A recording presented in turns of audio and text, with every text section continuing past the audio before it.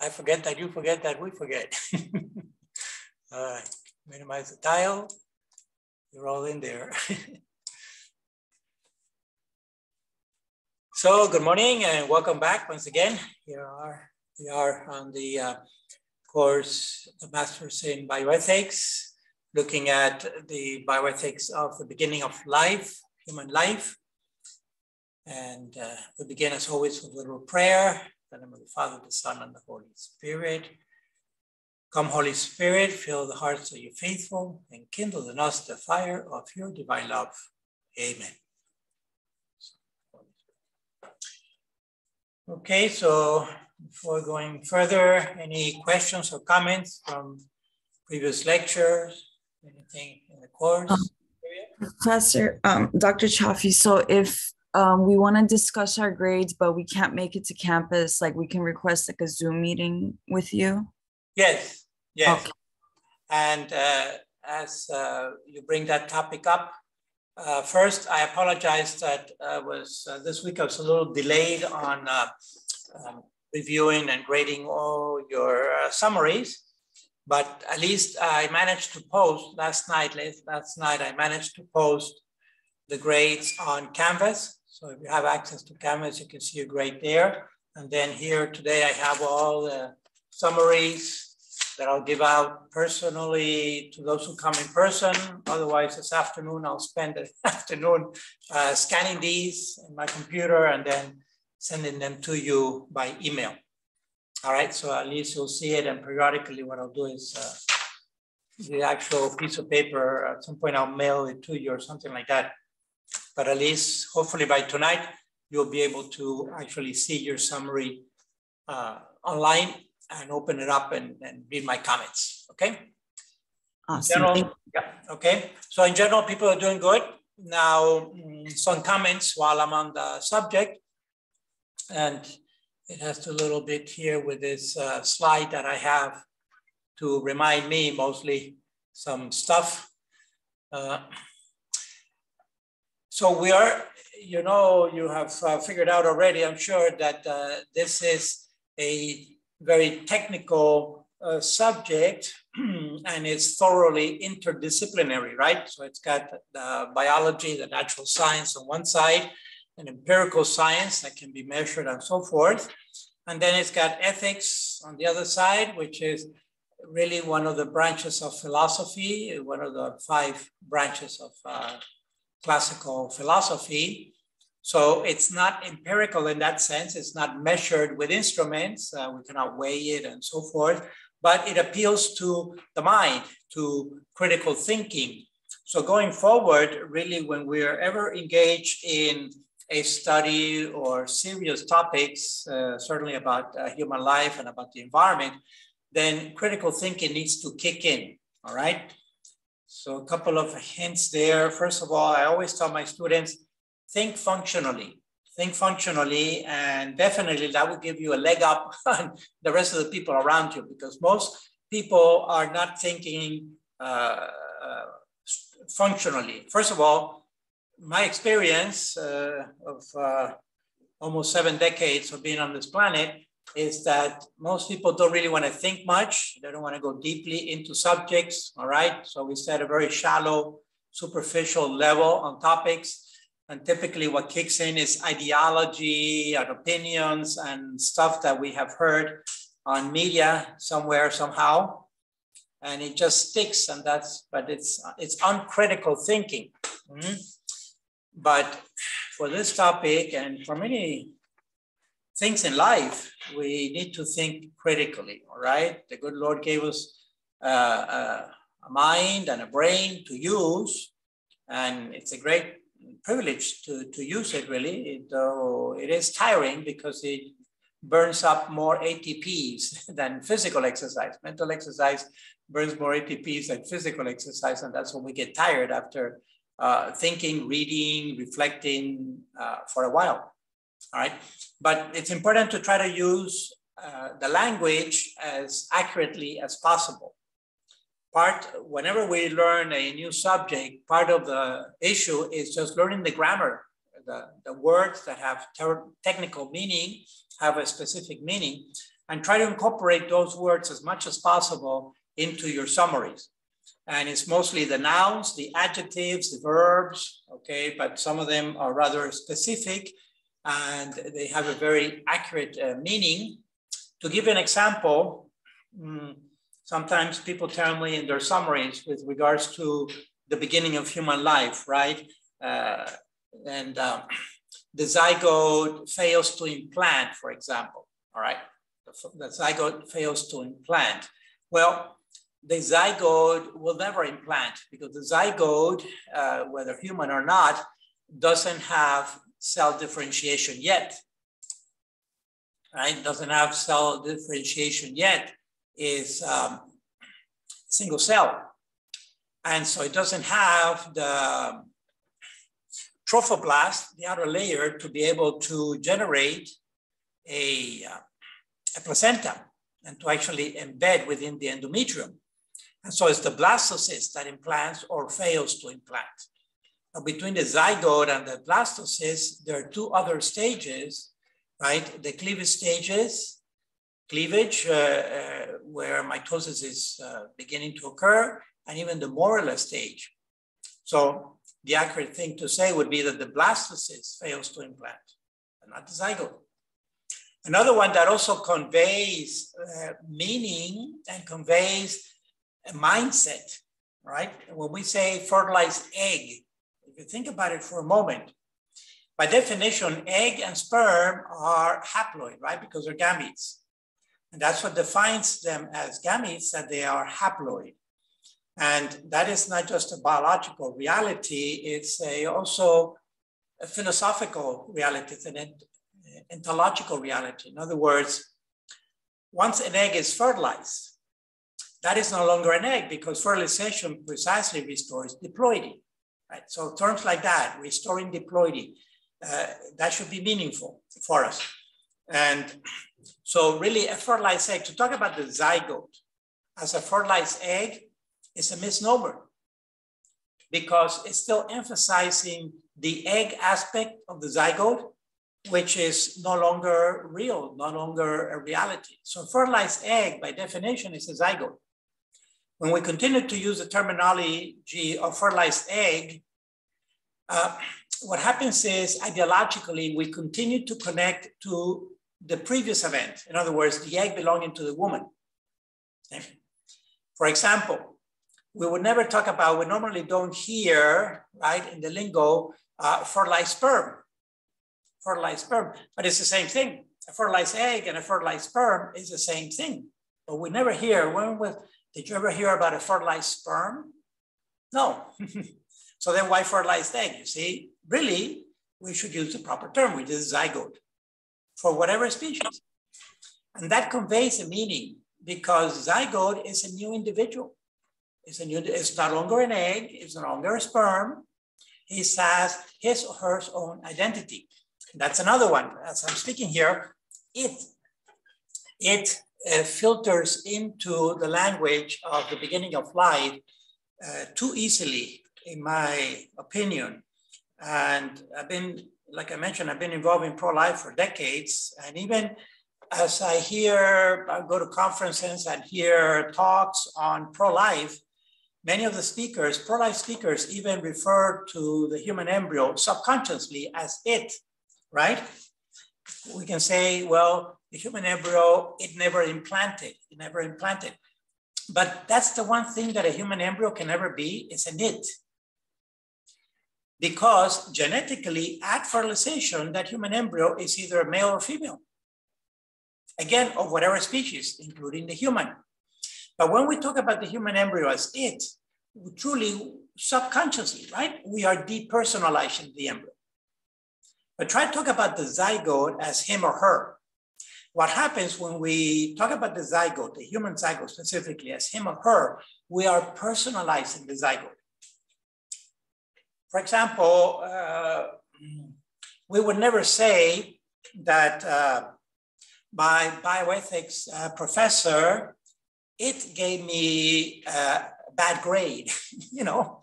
We'll say he or she gave me a bad grade or a good grade, right? But we never talk about the born as its.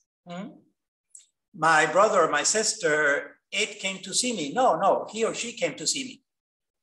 So it's very important to be consistent. Again, the argument of logical consistency, right? If we talk about born humans as him or her, an argument of logical consistency then should require that we speak about the human embryo, in particular the human embryo, as him or her, because that's defined, the sex is defined genetically at fertilization. And then again, another biological fact. And that's why when we do this, the kind of bioethics that I'm doing is evidence-based, right? Evidence-based. I didn't invent it. I didn't, whether I like it or not, my sibling is either a boy or a girl. Okay, my parents, one was a woman and the other one was a man. So try to, going forward, notice and catch ourselves and other people when we refer to the human embryo as it. You can say, well, no, you mean him or her, right? And with ultrasound today, we can even determine that in the womb. All right. So again, feel free to comment or ask questions or comments anytime. All right. Otherwise, I'll just continue. Next Saturday, I won't be in town. I'm going to a conference next weekend, so I will not be here. But you know, you'll still have a summary to do. So I'll email you the video link to the presentation for next Saturday, next class, okay? Which I think is going to be on contraception. And therefore, I'll send you the video for that. So watch the video and do the summary, which is also due the following Wednesday by midnight. Okay, but next Saturday, don't come to class physically, don't expect a Zoom link, rather expect a link to a video. That will be the lecture. And while I'm on the lectures, this is actually, technically it's lecture 3. It's lecture 3. Why? Because the first lecture, if you will, just to keep the chronology correct, was that whole biological process of gametogenesis and fertilization and early embryonic development. So it's all biology. And I sent you a link to that or the PowerPoint presentation and so forth. You did not do a summary for it, but it was material that I dished out before last Saturday, okay? And therefore, last Saturday was actually the second lecture. And today is the third one. So going forward again, as you label your summaries, this is the third lecture. Okay, ready? Okay, one more thing. I use a lot of abbreviations. You'll see when I give you back your summaries. And so here are some of the abbreviations that I use. 3 dots represents therefore. Sorry? Okay. So 3 dots in a triangular fashion represent, they mean therefore. It's from geometry. It's used in geometry. Anyway, 3 dots represents therefore. And sometimes the dots become actually commas or slashes because as I'm doing the, you know, I'm left-handed. So when I was a little kid in elementary school, I was with the nuns, the Catholic nuns, and they would slap my left hand and try to force me to write with my right hand, which I never learned. And I always went back to the left hand.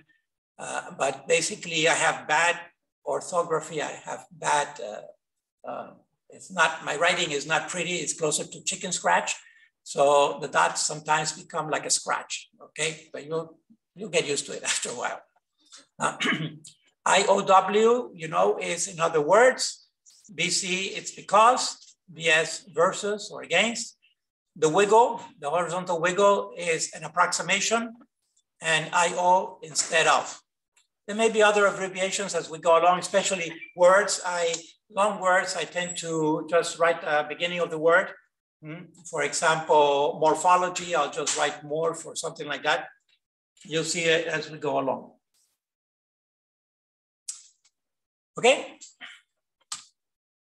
So today we're going to talk about in vitro fertilization and also artificial insemination.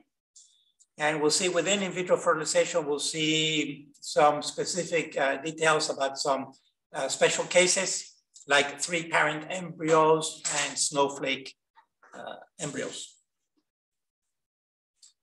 Again, evidence-based, just a review of in vivo. So notice, in vivo means in real life, in vivo, in other words, in the actual body of the woman, right?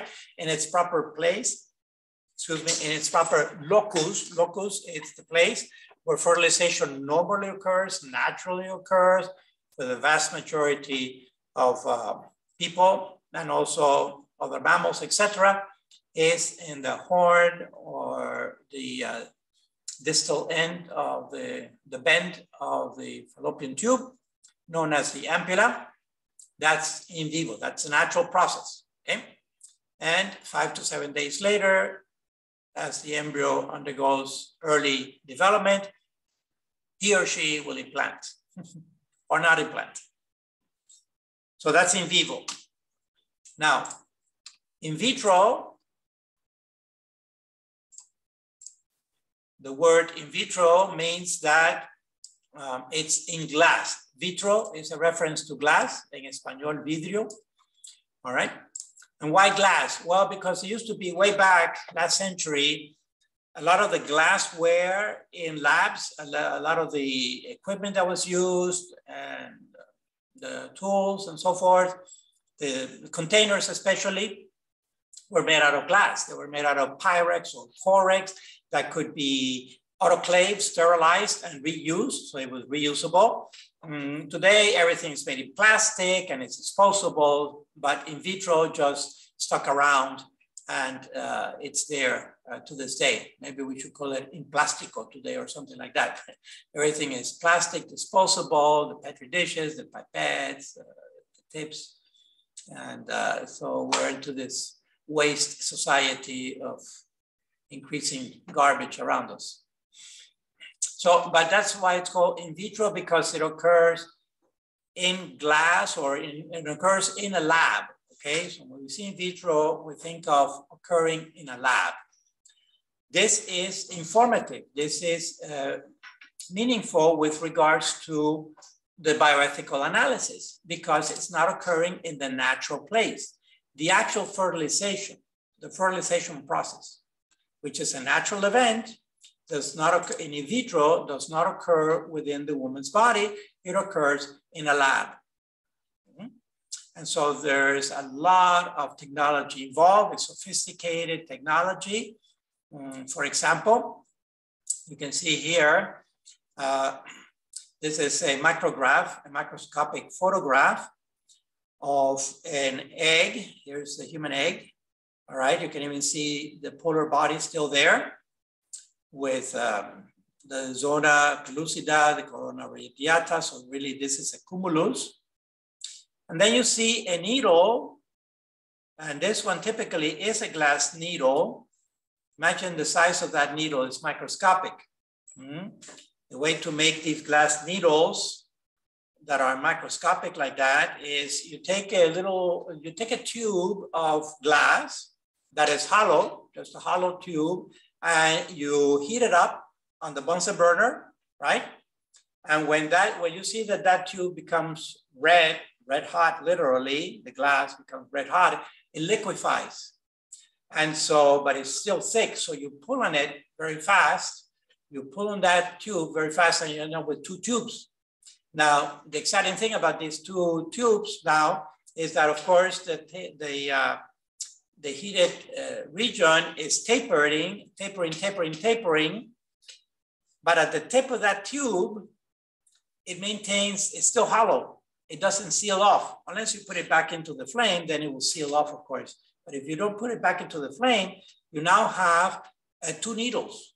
The tip is actually microscopic. I remember, let me see, 1970s, about 50 years ago, when I was at FIU doing my undergrad in biology, I was making these little glass capillaries. I was working with nerve cells. And it's interesting because you can follow with the eye, you can follow the glass, of course, toward the tip as it's tapering, But at some point, you cannot see the very tip itself, but you can feel it. You can feel the tip with your finger, but you can't see it. So it's like you're touching in space something, right? It's that thin that it becomes microscopic, as you can see here. But it's still there. So you can feel it with your finger, but you can't see it. It's a curiosity. All right, this is a particular case of something that is called, oh, well, before I talk about the ICSI, so I've been telling you that this tube here is a microscopic needle, meaning hollow inside, to deliver, what's gonna deliver? It's gonna deliver sperm, because this is an egg, right? And this is a fertilization that is happening. In fact, there's a sperm right there, you see it? Maybe you see it, maybe you don't. That's the head, and then it's got the flagellum here. Huh? That's the sperm right there. Amazing. And this other thing that you see here, this blunt, this is actually a microscopic vacuum tip. So this is another piece of glass, but instead of being sharp like this one, like the needle, is blunt, as you can hear, very blunt, but it's also hollow. You can see it's hollow, all right? And what this is doing, imagine the level of sophistication of this technology, of this machinery. This is causing a suction, a very, very faint suction, right? That is enough to hold the egg in place, because the egg is round, it's slippery, it's very slippery. So to hold it in place, because you have to penetrate the egg with this needle, which is landed, by the way. And so you need to hold that egg in place. It's like taking a tennis ball with a vacuum cleaner, right? And hold it in place. However, if this vacuum is too little, the suction is too little, the egg will fall off. If it's too strong, it will suck the egg right in. So imagine the level of sophistication of regulating the suction on this microscopic vacuum. That's the level of sophistication of in vitro fertilization. Okay. This is a particular type of in vitro fertilization. It's kind of the most extreme type where the sperm is actually inserted into the egg, and it's called intracytoplasmic sperm injection. Again, it's just descriptive, right? The phrase is descriptive of what's happening. Think about it. The last word is going to be basically what is happening, either a noun or a verb. In this case, it's an injection, all right? And what's being injected is sperm. And how is it being injected? Intracytoplasmic, right? Through the cytoplasm into the egg, and then release that sperm so that syngamy may happen. So for short, the acronym ICSI for short. It's an extreme case. It's probably the most extreme, sophisticated case of in vitro. Most of the time, this is not what is done. The simple case of in vitro fertilization is that eggs are collected and put in a petri dish in a nutrient that mimics the internal mucus of the female reproductive tract.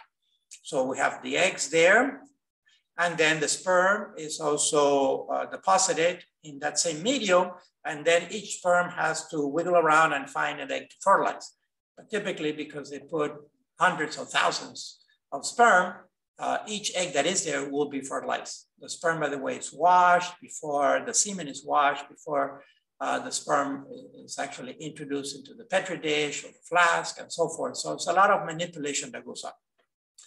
Let's look a little bit into that manipulation in greater detail, because this helps us to make the analysis. You notice that the first part, typically in bioethics, the first part is a description of the biological and or medical clinical procedure that is happening more objectively.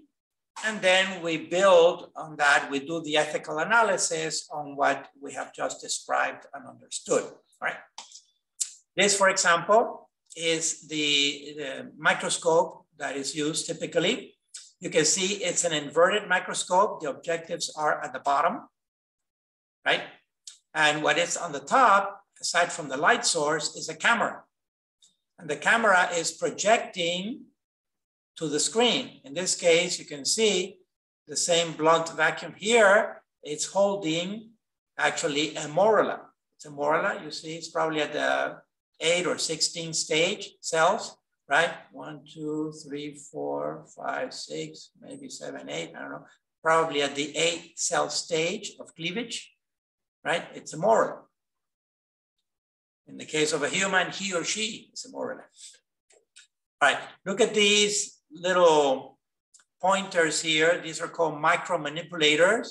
And again, they are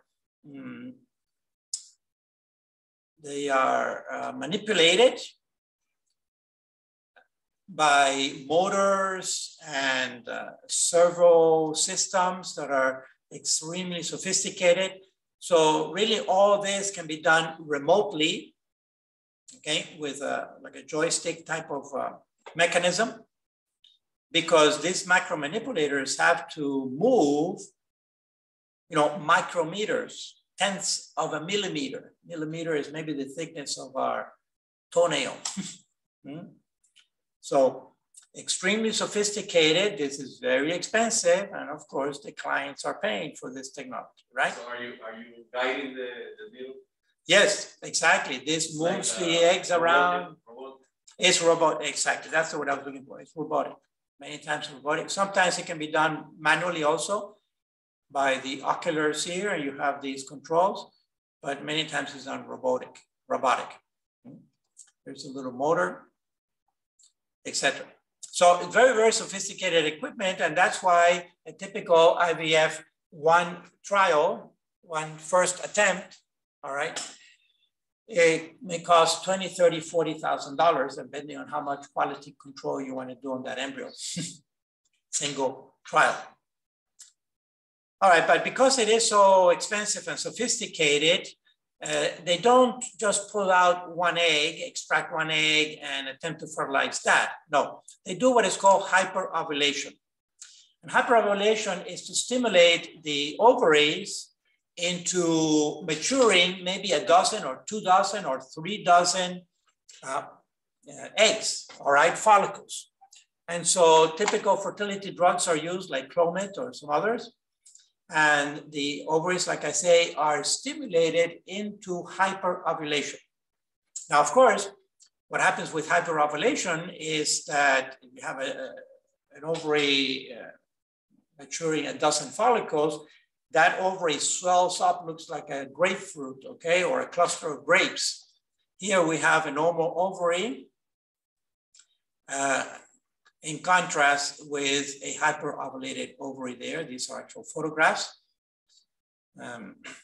It's a very dangerous situation because when these ovaries get so swollen, they may burst, and that causes a massive hemorrhage, and then the woman has to be rushed to the emergency room for trying to stop the hemorrhage. Okay, so it's a side.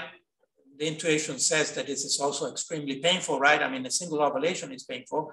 Imagine hyperovulation. It's very painful. Even more important than that, it's risky to the health or even to the life of the woman. That's how it begins. And then those eggs have to be extracted. And yes, typically they're extracted transvaginally. In other words, the technician will go in with a large bore needle through the walls of the vagina, typically, the local anesthesia or something, and then begin to extract, suck up all these eggs into the needle, which are then deposited, like I say, on a Petri dish or a flask, right? Okay. Father Chofi. Yes, Christian. Good morning. I have a question. Yep. That process that you just described, that fertility drugs are given, how long does it take for those eggs to be mature? It's something that it will take like the normal process, like 28 days. Yeah, so it's a cycle. It's a cycle. It's a cycle. Okay. Basically, it's a cycle, only that instead of ovulating normally one egg, the woman will ovulate any number. It's not known exactly, right? Because this is also what I call a gunshot industry, all right? Gunshot, in other words, they give the woman Clomid or fertility drug, and let's see how many eggs actually mature. With ultrasound, of course, this can be visualized with ultrasound, and then that needle is guided because we don't want that needle to bore through the ovary or any other part of the reproductive tract that can also cause massive hemorrhage. And therefore, it's all guided by ultrasound, but it's many eggs. It could be as little as maybe 3, 4, 5, or as big as 2 or 3 dozen. And they'll try to extract all of them. Mm-hmm. I have another question because I remember that I learned my biology many years ago that the woman has a specific number of eggs that can be produced or matured during her lifetime. Yeah. So if you do this, then you are exhausting that possibility? Yes and no. Numerically, yes, but the number is so large that it doesn't really make a difference. You know, it's like pulling out 1 grain of sand or a dozen grains of sand from Miami Beach. Yes, we have lowered the number of grains of sand in Miami Beach, but it's insignificant, right? This is what I'm trying to say. In contrast with the man, the woman, the baby girl is born with millions of follicles or oocytes that are in arrested stage. I think it's like meiosis 1, it's arrested there, all right? And when she hits menarche, in other words, when she ovulates her first egg, at that time, which can occur on average, let's say 10 years of age, on average, she has already lost thousands and thousands of them. So she may only have hundreds of thousands by the time she reaches menarche, all right? That's because most eggs become old, and as they get old, they are reabsorbed by the tissue. So again, nature is economic and nothing is wasted internally. The old eggs are reabsorbed by the ovaries themselves, recycled the material, okay? So she may have lost millions of eggs already, but she has several 100,000 by the time she starts becoming a teenager. And then fast forward another dozen years, she's in her 20s now, let's say she marries, and by that time, she may only have maybe 1,000 or 2,000 or 3,000 eggs, maybe more, tens of thousands, but no, not even hundreds of thousands. So we're down by another order of magnitude. However, in a whole woman's lifetime, her reproductive years, again, to make the arithmetic simple, let's say that she starts ovulating at 10 years of age, just to make the arithmetic simple. And let's say that she finally hits menopause at 50, which is old, right? For menopause, typically it's around 40, but let's say I have a cousin of mine, a second cousin who was actually born when her mom was 50. At any rate, so 50 minus 10 is 40 years, right? 40 years of reproductive age. 40 years of reproductive age for a woman. How many eggs does she need to be fertile every month for 40 years? Well, 1 egg a month times 12 months is 12 eggs per year, right? 12 eggs per year times 40, well, 12 times 4 is 48, plus the other 0 is 480. For a woman to be fertile for 40 years, every month, she only needs less than 500 eggs, right? And she was born with millions. So even if she's down to the order of magnitude of thousands, she's still in excess, all right? So when we put it in that perspective, that's why it's in the detail. Thank you. Something totally new for me. Thank you. There you go. Great. Okay. Super. So now, once they're fertilized, going back and forth. All right. So the eggs are extracted. They're put in the Petri dish, kept at, of course, this has to be kept all at 37 degrees, right? Centigrade or 98.5, whatever, Fahrenheit, because it's body temperature, it's internal body temperature. This has to be mimicked. So this apparatus has to be immersed in that kind of temperature, the whole thing. Though. So now we're talking about a glass or something container. And also, by the way, sterile, because we really don't want any bacteria in there. So it's looking like a P3 or P4 lab now. High containment. It's sophisticated, and the people pay. It's a market. All right, so then we take, so how the sperm collected? Well, the sperm is very easy to come about sperm. Basically, masturbation is the typical thing into a condom, and then that condom is sent to the clinic for washing. They wash the sperm, they wash the semen, has a lot of nutrients and all that. They just want the sperm really. And so once the sperm is washed, then that sperm is introduced, inserted into the Petri dish where the eggs are. Let's say for the sake of the arithmetic, the simplicity of the arithmetic, that a dozen eggs were extracted, right? So we got a dozen eggs. Now we put in here thousands of sperm. How many eggs are going to fertilize on average? Every one of them, because on average, a sperm is going to find an egg and fertilize it. Okay, so now we got a dozen zygotes. Please. When you said you put a lot of sperm in the Petri.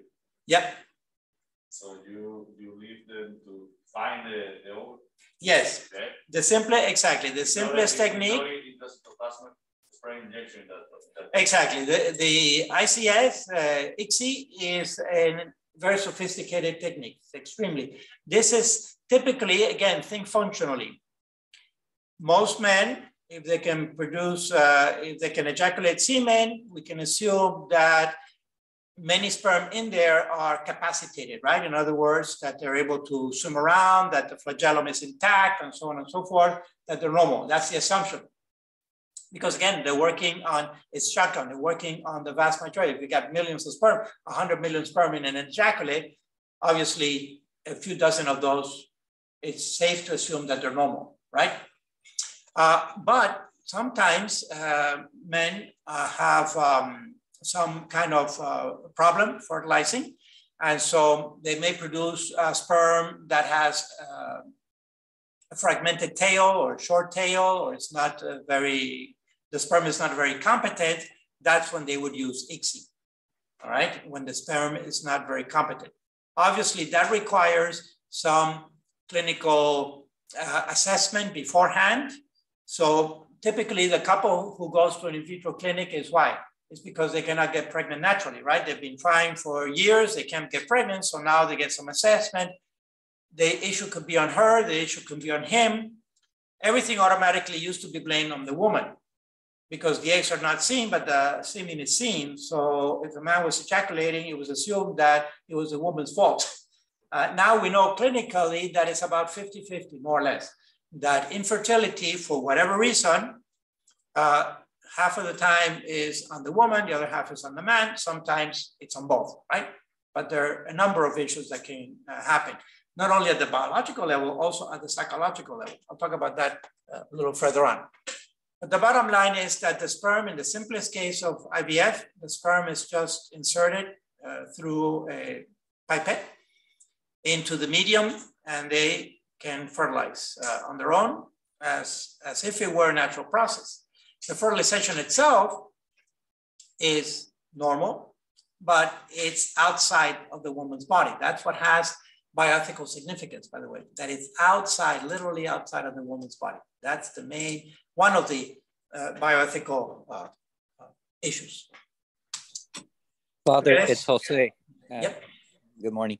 Just one quick question on the fertilization. Yep. So in the natural process of fertilization, there's also, I would say, natural selection for the sperm. Yes. Because as you described, there is at least microscopically a large distance. Yes. That the sperms have to travel. So the more powerful, the stronger sperm would be Exactly. the more likely to fertilize.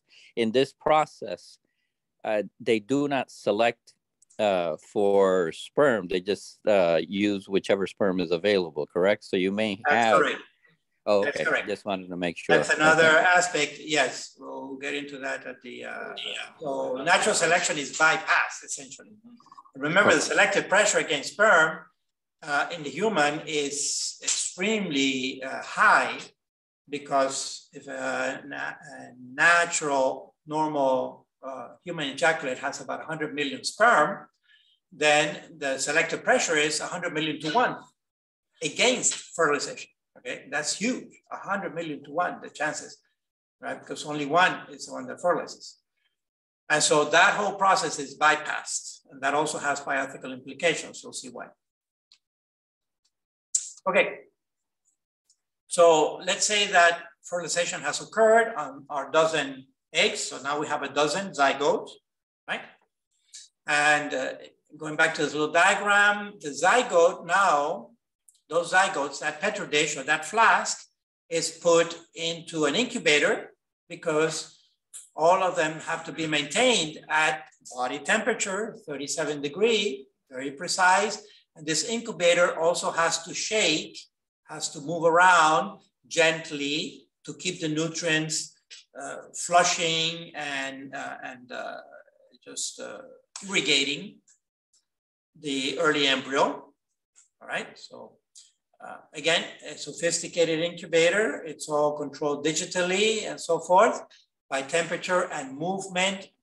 And internally, all of these flasks have to be sterile, right? And what does this do? This mimics and replaces this process here. Just allow the zygote precisely to develop into the blastocyst, specifically to have a trophoblast that will be capable of implanting, of embedding into the endometrium. Okay, so follow the science on it.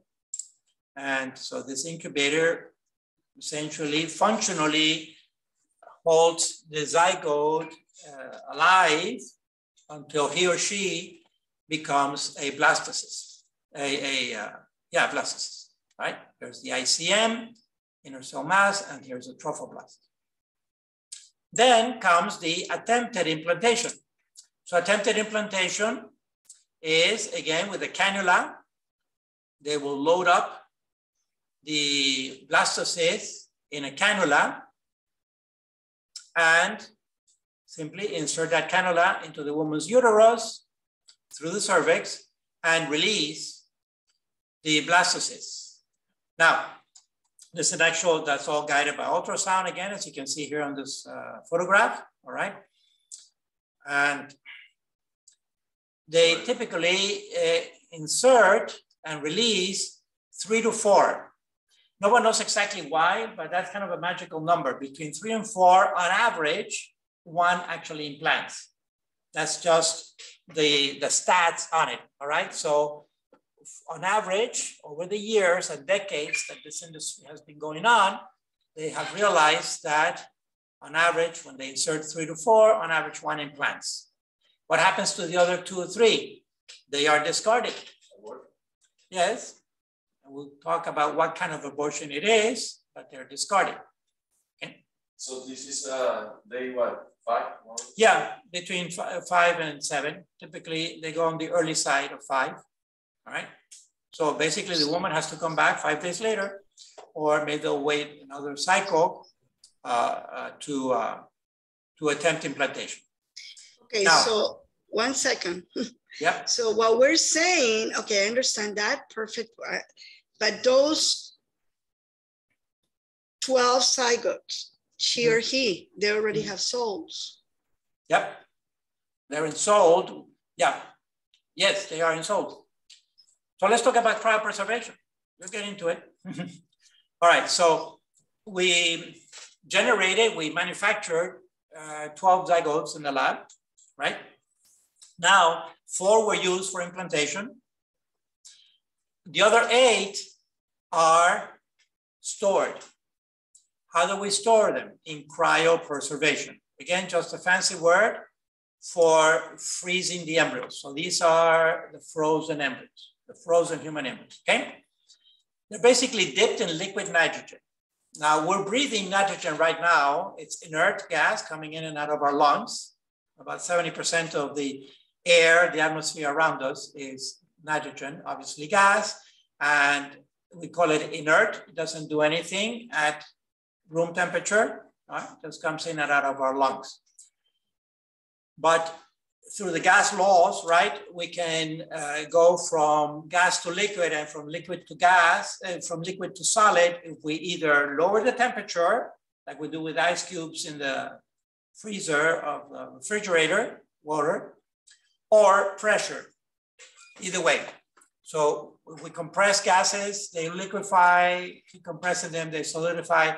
It's a very difficult process. It's much easier just to lower the temperature. The molecules tend to come closer together. All right, so liquid nitrogen is an average of about minus 200 degrees centigrade, minus, don't miss the minus, which is equivalent to about minus 300 degrees Fahrenheit. Okay. Is that cold? That's not cold, that's extremely cold. All right. So anything that goes into liquid nitrogen essentially crystallizes instantly. Right, the molecules just slow down to almost nothing, no movement. So they're frozen, literally frozen. So we got now 8 frozen embryos. But of course, we're not the only customer on that clinic. There are other customers. So we go into a container of liquid nitrogen and share the space with other frozen human embryos from other couples, from other people. And we hope that the labels are correct. Every now and then you hear about pulling out the wrong embryos from the wrong family and implanting, and then the DNA can tell sooner or later, right? So it's happened. So here's a clinic. Here's a storage room, a cold room, looking for the word, cold room. Here are the nitrogen tanks for storage. Here's the actual nitrogen bottles that is used for liquefying the nitrogen and so forth. And they're cryopreserved in there. Why? Well, because 4 were inserted, right? On average, 1 took, the other 3 were eliminated. But now that woman has to go through 9 months of pregnancy. So what if she lost that embryo the 2nd month, the 3rd month, the 5th month? She lost the pregnancy, either a spontaneous abortion or a miscarriage. No problem. Go back to the tanks, pull out 4 more, okay? And therefore thaw them and repeat the process. So they're stored, they're extra, okay? Extra human embryos. Spare is the word that they use. Spare frozen human embryos. Now, because that 1 is an average, it means that sometimes non-implant, sometimes 2 or 3 or 4 implants, all right?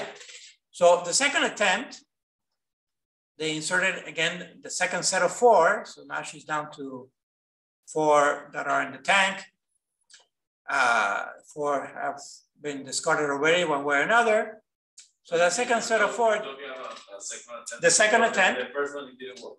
Exactly. The first one, she lost a pregnancy. Let's say she had a miscarriage at some point, all right? So now the 2nd set of 4, right?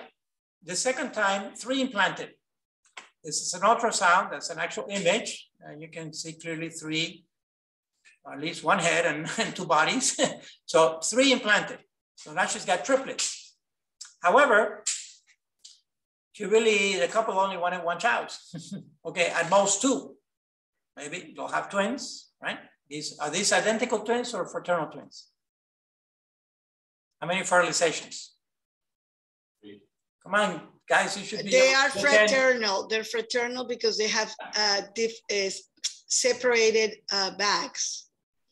Yeah, even before, forget about the bag, there are 3 fertilizations, right? Oh, that's right, that's right. Sorry, Father. No, that's all right, that's all right. So you sleep, 3 fertilizations, so 3 embryos, they can be boy, girl, all right?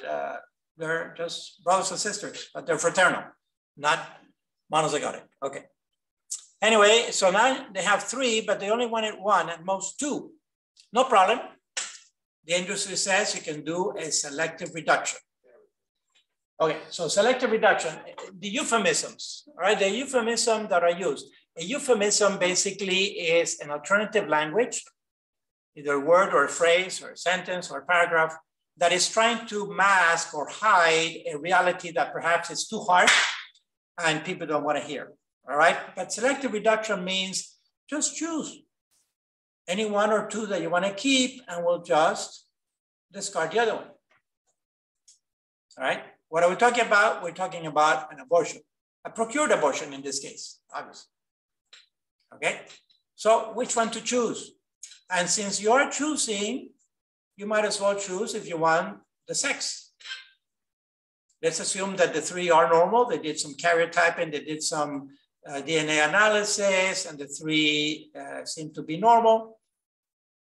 But 1 is a boy and 2 are girls. Most couples, even in the United States, normally they want their firstborn to be boy or girl. What's your intuition? I believe it's boy. Yeah. Boy. Even they're spoken from my mother. Yeah, even to this day in this society, they're supposed to be so sophisticated and equal rights and women's rights and so forth. Most couples naturally want the boy, the firstborn. They're easier to raise and so on and so forth. And in case they have a girl later, well, the older brother will defend the younger sister and so on and so forth. So all kinds of preconceptions in the mind, right? But even to this day, most couples. So this is called sex selection, just simply because the embryo is a boy or a girl, there is an advantage there. Talk about discrimination. Talk about anti-feminist, right? For the simple fact that that little embryo is a girl, she's going out. Selective reduction. Okay. Now, what they do... Father Chaffee, I'm sorry. Yep. How do they procure that abortion? Do they extract the baby? Right, so they'll do, typically depending, this is a trimester thing, right? First trimester, second trimester, third trimester. Obviously, the sooner it's done, the easier the technique and so forth. But this is basically the same as if a mother were to go now into a mother who has triplets and goes to an abortion clinic and wants to select out 2 of the triplets and keep 1. It's essentially the same. At this point, we're talking about pregnancy. The IVF has been done already, right? The fertilization is over. Now it's just added services that are provided. In fact, the IVF clinic will probably refer out of the clinic itself because they don't specialize in abortions. They'll send them to the top abortionist in town. They specialize in vitro fertilization. Again, follow the argument, think functionally. They specialize on this. All right, they don't specialize in abortions. The abortionist down the street can take care of that. So they'll select, and depending on the first trimester, second trimester, third trimester, how they're going to go in and kill that embryo first, and then extract him or her, the remains. Essential that the embryo is killed in the womb, otherwise it's a botched abortion, and if that little fetus is born alive, then all of a sudden we have a legal person. And the same abortion who was trying to kill that embryo or that fetus a few minutes ago now has to do everything in his or her power as a medical doctor to save the life of that fetus outside the womb, right? So they make sure the typical thing is put an injection to the heart with an overdose of potassium chloride, which causes massive heart attack. Typically in the second trimester, because already at the end of the first trimester, you already have the little beating heart. Yeah, it's very, very utilitarian. It's very matter-of-fact focused on what the couple wants. Because their clients, they're paying for the procedure, it's legal. There's nothing illegal so far. Father Sophie? Yes, please. Yeah, I don't know if I do understand clearly, but in this process of selection, yes, it doesn't have any bioethics process on this selection? Of course. Yes, it does. I'm trying to be as objective as possible, trying to describe the different procedures that are involved in IVF. I'm still just on the medical clinical side. In a few minutes, I'm going to jump into the bioethical. All right. But I need everybody to be on the same page because, as you know, we have a very varied set of students. And so I'm just bringing everyone on the same page, biologically and clinically, what the procedure involves. Okay, so basically hang in there. We'll get to the bioethics big time. All right, so selective reduction. Now, when you hear about selective reduction, you know what it means. Let's go a little further. Quality control. Depending on how much the couple is paying. You see, this is an industry that offers a service and it's all legal. And so they're going to offer, you know, you can go to a car dealership and you can get the basic model. When I bought my first new car that I bought was a Honda Civic, and I didn't have too much money for it. So it was all manual. The windows had a manual crank and I had no air conditioning. I just opened the window and so forth. It was a basic model. It cost me obviously much less than the deluxe model. All right. But it all depends. Other people have more money and so they bought air conditioning with their car. Or a more expensive, mine was a little Civic, they're more expensive models, right? So it all depends what the couple wants. This is what we call a boutique industry, basically caters to people who have more money because to this day it's still not covered by insurance, at least in the US. And therefore they have to pay out of pocket for these services. So quality control, one of the basic quality controls that is done is PGD, PIGD, or PGD, you see it either way. It's pre-implantation genetic diagnosis. Again, let's follow the phrase here, let's follow the science. It's a diagnostic tool, right? It's a diagnosis. What do we want to diagnose? We want to diagnose the genetics. In other words, just basically gross morphology. If the embryo has 46 chromosomes, 23 pairs and so forth, you can do what is known as a karyotype, which is used, for example, to detect Down syndrome and other chromosomal abnormalities, just at the basis of the gross morphology of the chromosomes. Karyotype, there it is. You've seen these photos, right? Okay, well, that's actually, this is an actual photograph. So the chromosomes are lined up. This is a human karyotype. The chromosomes are lined up by size. So the largest one, the longest physically, is just chromosome 1 by pairs, chromosome pairs, all the way down to chromosome 22. And then the sex chromosomes. So the first 22 are autosomes, right? And then the last pair is the sex chromosome, just in this array. In this case, is this a man or a woman? It's a woman. It's right. A girl. Girl, yes, girl power, you see? She didn't get selected out, there she is. What do you notice on chromosome 21? 1, 2, 3. Trisomy. Trisomy, this is Down syndrome, exactly. Down syndrome, trisomy 21. Okay, 21. There's a little mistake here. It's just historical, and you can see it very graphically. Which is smaller, 21 or 22, just by size, the physical length? 21 is actually smaller. However, when they were numbering, maybe about a century ago or so, when they were numbering the chromosome pairs by size, the light microscope that they were using was not as sophisticated. So it actually looked like 22 was smaller than 21 or very close in size. And so they misnumbered them. They misnumbered them, okay? So this should be chromosome, this should be 22. The trisomy should be 22. It's a little informative for this reason.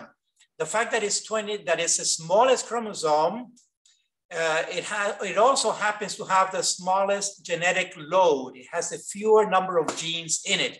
Now, it doesn't match up exactly, it doesn't mean that chromosome 1 has the most genes and chromosome 21 has the least genes.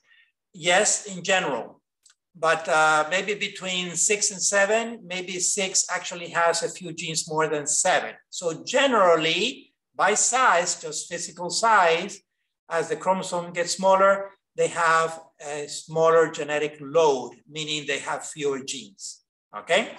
Fewer numbers of genes, of different genes. And the human genome is estimated still to this day because of alternative splicing and all that, it's anywhere between 10 to 20,000 genes. Most geneticists are now grouping around the lower number, 10 to 12,000 genes. It's all that defines the human species genetically.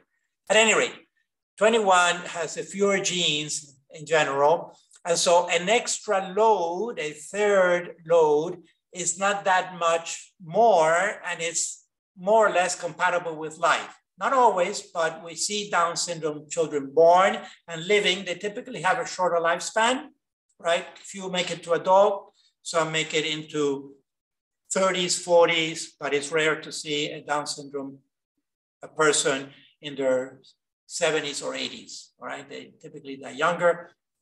They carry a range of abnormalities. It's a spectrum on the physiological side and on the psychological side, so on and so forth. But basically, since they can be detected so easily, relatively easily, by doing what is known as a karyotype, many of these children are now being targeted to be discarded before birth, right? So there's an active movement, if you will, to target Down syndrome children in the womb and kill them before they're born. Here in the States, a little bit, but in Europe more. In fact, some Scandinavian countries actually have an active pressure to get rid of all Down syndrome children in the womb. The government actively pushes that, and they consider it humane. They're saying this is, again, the mind twist. Why bring a child to suffer for the rest of their life? Why bring them to life, right? Well, first of all, they're already alive in the womb. But secondly, who's to say they're going to suffer? If you ever know a Down syndrome child, I have a second cousin who's Down syndrome. She's already 15 years old, or 15 or 16 years old. She's been mainstream in school, stays in her high school grade, but she has a person that is assigned to her, an adult teacher that is always with her, all right, because they're innocent, they can get into trouble. They trust spontaneously all people, so they need monitoring, but they're very innocent, and she's the happiest girl. Whenever we have family reunion, she's the life of the party. She'll dance, she'll sing, she's very lively. I don't see any pain or suffering in that kid, but they got to be eliminated because we want to put them out of our misery. Is the thing. We want to put them out of our misery. They make us uncomfortable. So we're looking for this perfect boy, girl, perfect child, perfect baby. Well, that's eugenics. That's quality control on human beings. It's eugenics. Anyway, so they can do that by plucking out one blastomere from the morula. Again, the technical language. Morula, all the cells in the morula are known as blastomeres, okay? And they're all totipotent because there's no cellular differentiation yet. What comes after the morula, the blastocyst, will have the first differentiation, cell differentiation. But at this stage, at the morula stage, just like the zygote, all the blastomeres are totipotent. So they all have the full expression of chromosomes and so forth. And so at that stage, what's even more interesting about the morula is that one can pluck out one blastomere from the morula and not affect the development. Essentially, that morula will still develop into the blastocyst, even if he or she is missing a cell, a blastomere. Now, if you start pulling out 2 or 3 or more, you're probably going to affect the blastocyst. But by plucking out one, probably from the, I don't know if it's from the 8 or maybe the 16 cell stage, maybe 16 is a little more safe, right? But they'll pluck out one blastomere, send it to the lab, and then they'll do quality control. So the blastomere, after some genetic testing, some pass quality control, some don't pass control, etc. So if they don't pass quality control, obviously that blastocyst or that morula will not be implanted because he or she carries some kind of genetic defect, right? That can be detected. And so he or she will be discarded. Now, when we talk about discarding, the typical thing is if the in vitro clinic has some scruple, they'll put these embryos that don't pass quality control, they'll put them in a red bag with a biohazard sign on it to be sent for biohazard waste, just like when they take out a cancerous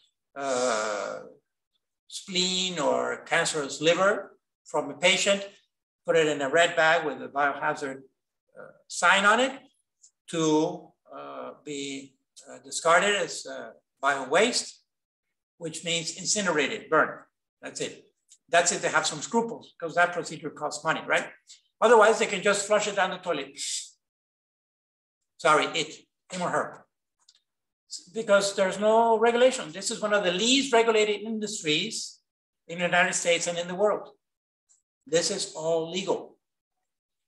But no moral, right? Legal, but no moral. Of course. That's where, see, that's the problem with legalism. It's legal, but is it ethical? I think you're getting the gist of it by now. So before implantation, the quality control is PGD or PIGD, pre-implantation genetic diagnosis, standard. After implantation, of course, is selective reduction or just a procured abortion, which again is legal, right? Now, what we've been waiting for or asking for or thinking about, contrasting the in vitro process with the in vivo process. First thing is done in a lab. So basically we're manufacturing a baby in a lab. We're manufacturing a baby in a lab. You know, do we have a right to do that? So these are some considerations of practice. I think it's pretty obvious by now that the decks have been stacked, right? And we have been accumulating issue after issue that has ethical dimensions to it. For example, the risk to the woman due to the hyperovulation. Now, getting pregnant is not essential for living. A woman doesn't have to be pregnant to live. So why risk her health or her life for a pregnancy? It's not equivalent. It's not life for life, right? We're not talking about removing an organ that is cancerous.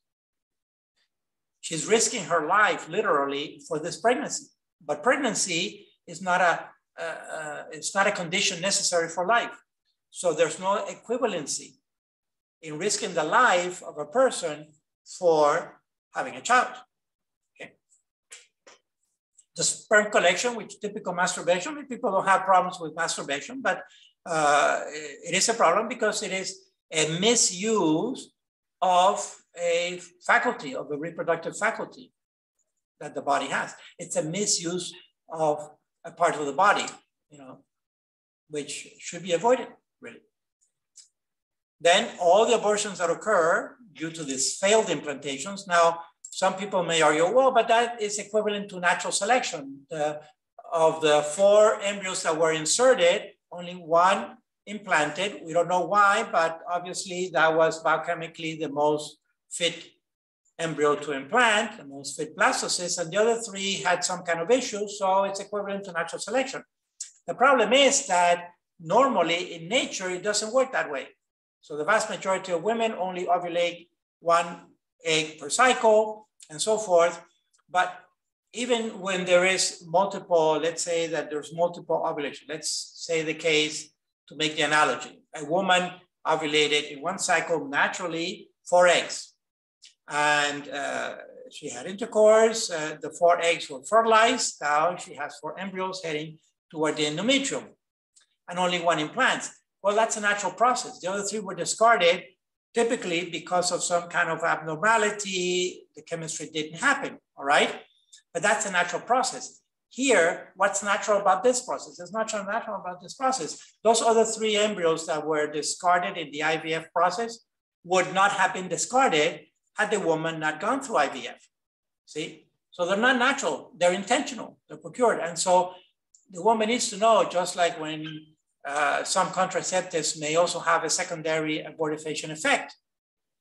Once we know, then, and we proceed, we're proceeding with knowledge. You know, there's a red light, I'm supposed to stop at a red light, but I continue forward, then I have to attain to the consequences because I know that with a red light, I should stop, okay? So you see, those failed implantations are not natural, they're procured. It's the other alternative. Then how about the freezing and thawing of eggs, of the embryos? This is not 100% either. Again, it's a shotgun industry. That's why they do the hyperovulation to begin with. Otherwise, they just work on one ovulation, right? So it's shotgun. They will thaw out maybe 3 or 4, 5 or 6 and see how many actually survive the thawing out. Somewhere I heard anecdotally that the thawing process, the freezing and thawing cycle is only about 30% successful, right? Meaning that on average of every 3 blastocysts that are frozen and then thawed, on average, only 1 actually survives the thawing process. So it's not 100%, maybe not even 50% effective. So those, again, the ones that die, the ones who die in the process of thawing, those are also abortions. They're, in other words, it's killing that human embryo without ever even being inside the woman's body. There is another thing, it's a implantation percentage, but also which of those are getting to the birth. None of them, not many of them. Exactly, yes. You know, implantation is 1%. Yes. But also to develop. The next 9 months. It is yes. a high percentage. They have, exactly, they have a much lower. So I mentioned that the average, depending on who you read and how it's measured, but naturally, the percentage of pregnancies that make it to term naturally is globally about 50%. Some people put it as high or as low as maybe 30%, but about 50%. So that means that half of all pregnancies that occur naturally never make it to term, right? That's natural. It is. We have one of the highest rates of spontaneous abortion or miscarriage in the animal kingdom, all right? But there's a reason for that. There's no guilt involved. That's natural selection precisely. It means that on average, those that didn't make those embryos or fetuses that did make it to pregnancy, who didn't make it to pregnancy, typically they had to birth, they had some kind of chromosomal abnormality, some kind of genetic abnormality, okay? So there's natural selection, it's a good thing. Anyway, with in vitro, you're right, the percentage success is much less. And that's why they have this cryopreservation, right? Because they'll go back to the tank and do another cycle. So it's less, yes. And one of the reasons why it's less, again, follow the biology. Because there is no natural selection on the sperm, then the sperm that fertilizes that IVF egg is not necessarily the most vigorous, the most fit, the most competent sperm. Not necessarily. It may be a weaker sperm. And so the IVF in general is opening the door to weaker humans, to weaker humans. Okay. So, Father, I have a question or a thought. Just something that's always stood out to me so much is, you know, when we talk about the conjugal act of parents, really and truly, that's the physical renewal of the wedding covenant, right? Like every time, that's exactly what it is. yes. And so, doesn't it really and truly, like I am the result of my parents' renewal of their wedding covenant physically. So like, can't we also say it really does injury to this child or injury to the rights of this child who's been produced in a laboratory as opposed to the result of his or her parents' act of love? Yes, exactly, Father Dan. And you're introducing an element that I have not talked about yet, which is the whole theological, you know, to take it to a higher realm. I will bring that issue in next lecture, actually, because I'll mention that other animals that reproduce sexually, they reproduce. So animals reproduce, but we humans, we don't reproduce, we procreate, all right? So there's an added dimension to the human sexual intercourse, which is not just instinctive, it's not just having sex, okay? But it's literally making love. So when you consider the distinction between that, what it means, all right? There's nothing more cruel for a human to not experience love. And so having sex is one thing, that's what animals do. But humans making love, literally creating love in that act of intercourse. So you project them into the next lecture. So that's why human intercourse should be procreative and recreative, right? And we collaborate with the creative activity of God. So I think it's a whole different dimension. Obviously, IVF bypasses all that. It separates procreation from intercourse. Right? So that I know. we can have the procreation or the reproduction without the intercourse. It's a violence. It's an ontological violence to that human act of sexual intercourse. Father Trophy, Yep. I know that this is not going to be the subject today, but I wanted to tell you, or I wanted to share, I do know a couple of girls that were my daughter's classmates that were procured this way by in vitro. Yep. And then I also have one of my students, I don't know, maybe 3 or 4 years ago in the catechesis classes of the Archdiocese of Miami, when I was doing morality and we were talking about this and abortion and all that, that person publicly said she was crying that she's not married and that she decided to have an in vitro because she wanted to have a child and she has a girl. Right. And she was asking me literally in front of everybody if that child was not a child of God. And of course I said, no, of course she's a child of God. So I understand what Father Daniel is saying, but in the other hand, these are human beings with a soul. Well, my point was not that there was anything wrong with them. I understand, Father. It was that their rights are injured.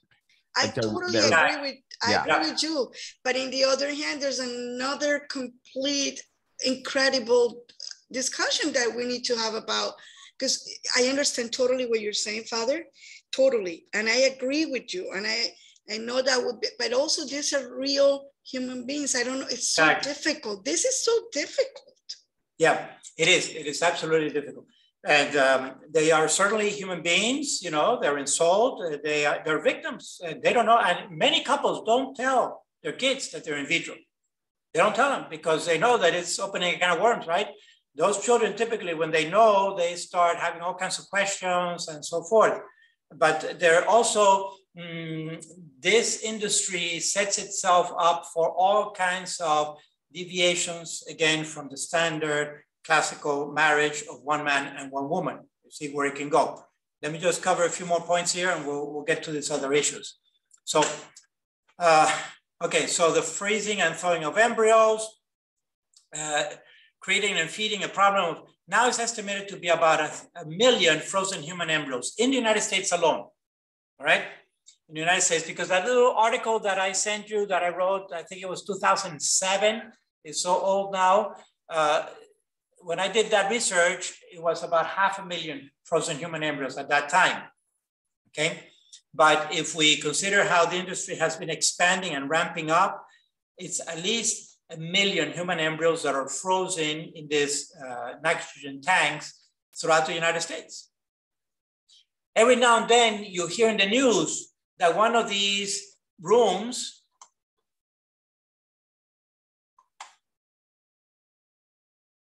right? One of these cold rooms overnight lost its power, electrical power. They thawed, and the embryos thawed. And of course, a thawed embryo is a killed embryo, all right? Maybe dozens, hundreds, thousands, we don't know. Massive. It happened in, was it Cincinnati or somewhere in the Midwest, all right? And it was horrible. I mean, the lawsuits that clinic got was in the millions of dollars because their parents outraged that the human embryos were thawed and killed by some the effect of the electrical power. Of course, it's extraordinary, right? So what happens is these cold rooms, there's so much invested here that they have generators and all that. But how much redundancy you put in the system so that it's fail safe? You know, you're approaching now like the construction of a nuclear power plant or something like that with 2 or 3 levels of redundancy. Well, I can tell you, about a week later, totally unrelated, the same thing happened at a clinic in California. About a week later, it's amazing, the same thing, all right? Because there are now literally thousands of these clinics throughout the US. It's a very profitable business. It's in the billions of dollars. The industry, the IVF industry is in the billions of dollars because couples that cannot conceive, they want to have that child and they're willing to pay. If they can pay, they will pay. But it's not just couples that want to have children. Okay, that's the simplest case. That's the classical case that we normally think of. So we get these frozen human embryos. When the parents divorce or they abandon them because they have to pay maintenance fee, maybe it's just a few $100s for keeping, let's say it's $200, $300, $400 a year of maintaining the frozen human embryos, right? But add year after year after year after year, now it can be 10, 15, 20 years after, and those embryos are still frozen. So you're paying out money, or the couple is paying until at some point you don't want to pay anymore. Because now they've had their children, the children are grown, they're grown, she's in her 60s, so she's not going to get pregnant again, et cetera, et cetera. So they move on, they walk away. The clinic cannot go after them, but the clinic, there are all kinds of contracts that are very, very sophisticated and detailed. And in the contract somewhere it will say, if the couple abandons the embryos, then the embryos become part of the clinic, become property of the clinic. See, again, the legality of it. They cannot be declared human persons legally, right? So they don't really have a protection of the law, but they exist physically. So they have to be something. And if they're not human persons, then the other alternative is that they're things, they're object, and so they're property. And this is very clear that they're property as far as the law is concerned, because when the parents divorce, they will fight for the human embryos, just like they fight for the house, the car, and the bank account, and everything else that is material. So they'll fight for these embryos. Typically, the ex-husband wants to keep them or discard them. I don't know which one. And the ex-wife wants to keep them, etc. You know, but they'll fight for the embryo in court. So it means that he or she is actually seen as a property. And when they're abandoned, then the clinic owns them. All right? There is a famous case. Sofia Vergara. Sorry? Sofia Vergara. She had the same problem with the ex-boyfriend. Yeah. Yes, right. Oh, yes. Now it's coming up because it's also fashionable for actors and actresses and entertainment people and even sports people. You know, a sports woman who is successful, the pregnancy obviously interrupts her career, right? So she can do an in vitro, get a surrogate mom, and have a child, and never be pregnant, and continue her sports career. Just one example that popped to my mind. But the people who have money can do this. Now, this is another aspect. It denies the child and the human species natural selection, as I spoke, right? Because the sperm is not necessarily the best sperm. Similar case could be made for the egg also, since it's a forced ovulation of a dozen eggs instead of instead of just one. How do we know that those other eggs are matured properly, right? So now we get a little bit more into the bioethical stuff. So it's going to get philosophical and it's going to get theological, right? Now that we have the basic biology. What is the end? What is the goal? Well, the goal is to have a baby, right? In itself, that goal is good, positive, laudable. I even have priest friends of mine tell me, well, look, Alfred, this is pro-life. I married this couple 10 years ago. They can't have children. They want to have children now. They can't afford it. This is pro-life. They want to have a child. What's wrong with this? Well, this is what's wrong with it. So the goal in itself is good, but how about the means that are used? That's the issue, the means that are used. So do the ends justify the means or not? So we have to get a little bit into this. Do the ends justify the means, right? There are two, at the end of the day, there are two camps that are not reconcilable because they are diametrically opposed, yes or no. right? So in utilitarian ethics, the end justifies the means. Whether they want to admit it or not, that's the bottom line. Now, in principled ethics, the ends do not justify the means. That means that the means have to be justified in themselves as ethical or unethical. Again, for the sake of pulling everyone together philosophically, let me give you a little example. A good in utilitarian ethics, right? Utilitarian ethics, a good end will justify any means, right? Of course, as long as it's legal. They're not telling you, utilitarians are not telling us to break the law, all right? Maintain the law, keep the law, but as long as it's legal, then don't worry about the ethics of the means. So all the hardships and the killings and the manipulation that goes into IVF is justifiable for reaching the goal of having a child. And it's driven by a market economy. It's supply and demand. There is a demand for this industry, and that's why it's growing to this day. After 40 years, I don't know if the name Louise Brown means anything to anyone. Louise Brown was the first test tube baby. Okay? If you had been around in 1979, 1978, she was in all the newspapers and journals and magazines of the world. She was the first test tube baby to have been born alive, all right? Doctors Edwards and Steptoe in the UK are the ones who invented the technique, and they were successful. Louise Brown was the first test tube baby. So the couple wants to have a child. The industry can produce that product. The couple pays for the service, and they get their product. The in vitro industry, of course, presents a very pro-life image. It's part of the market, right? It's part of the branding. So when you get into online, you're not gonna see, okay, woman, this is what we're gonna do to your ovaries, you know, and so forth. And we're gonna keep your embryos for 5 days in this incubator, and then the sperm, we're gonna put them in here. No, it just presents the facade of very pro-life, right? Here's mom and dad holding the feet of the first baby and so forth. So it's all about pro-life, yeah. But the background is very different. It's very different. Let's look at utilitarian for a moment, okay? Obviously, I'm proposing an alternative, which is principled bioethics.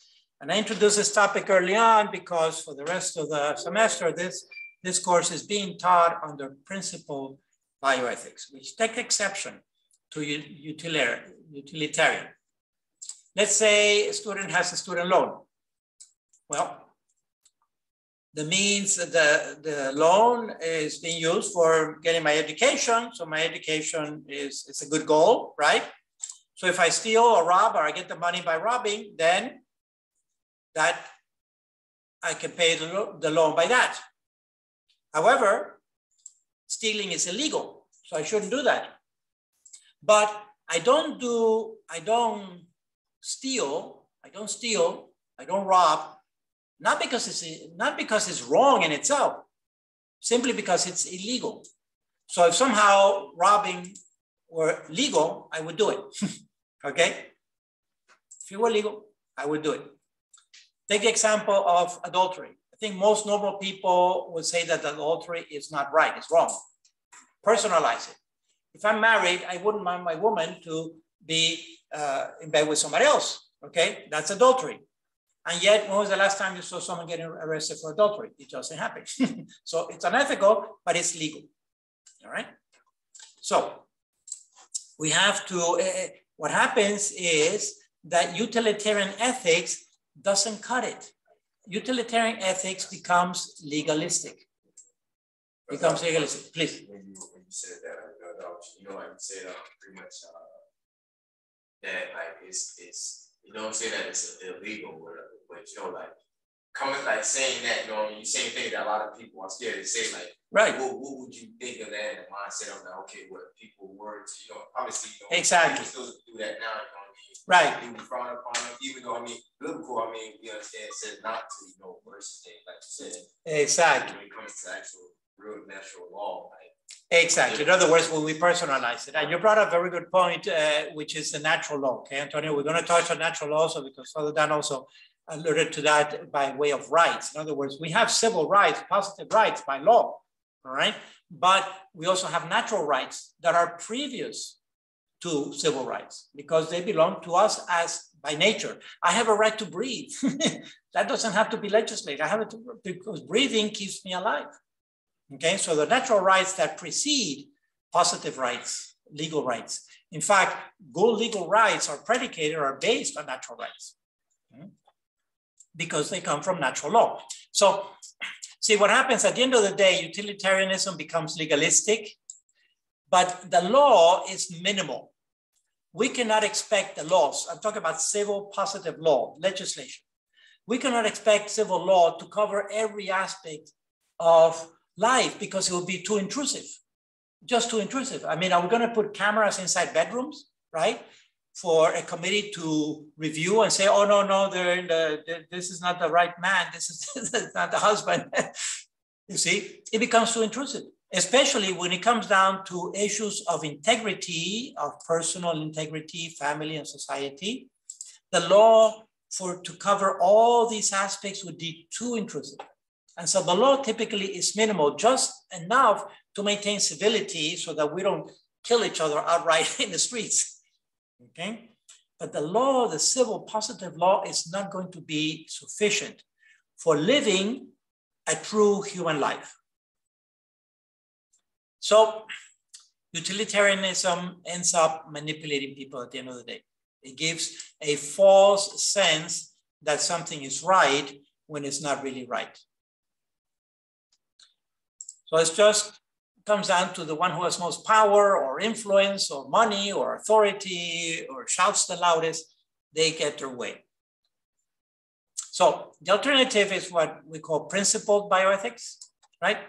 In principled bioethics, the means also need to be justified in themselves. They have to be ethical means in them. And so we have to do the arduous critical thinking of looking at the procedure to see if the procedure itself is ethical or not. So we go back to the basis. A couple wants a child, laudable, very good, but how the couple procures that child makes a difference. Not only for the couple, because now a child is another person and he or she also has rights. How do we know that a child would consent to this? We have no way of obtaining consent from the child.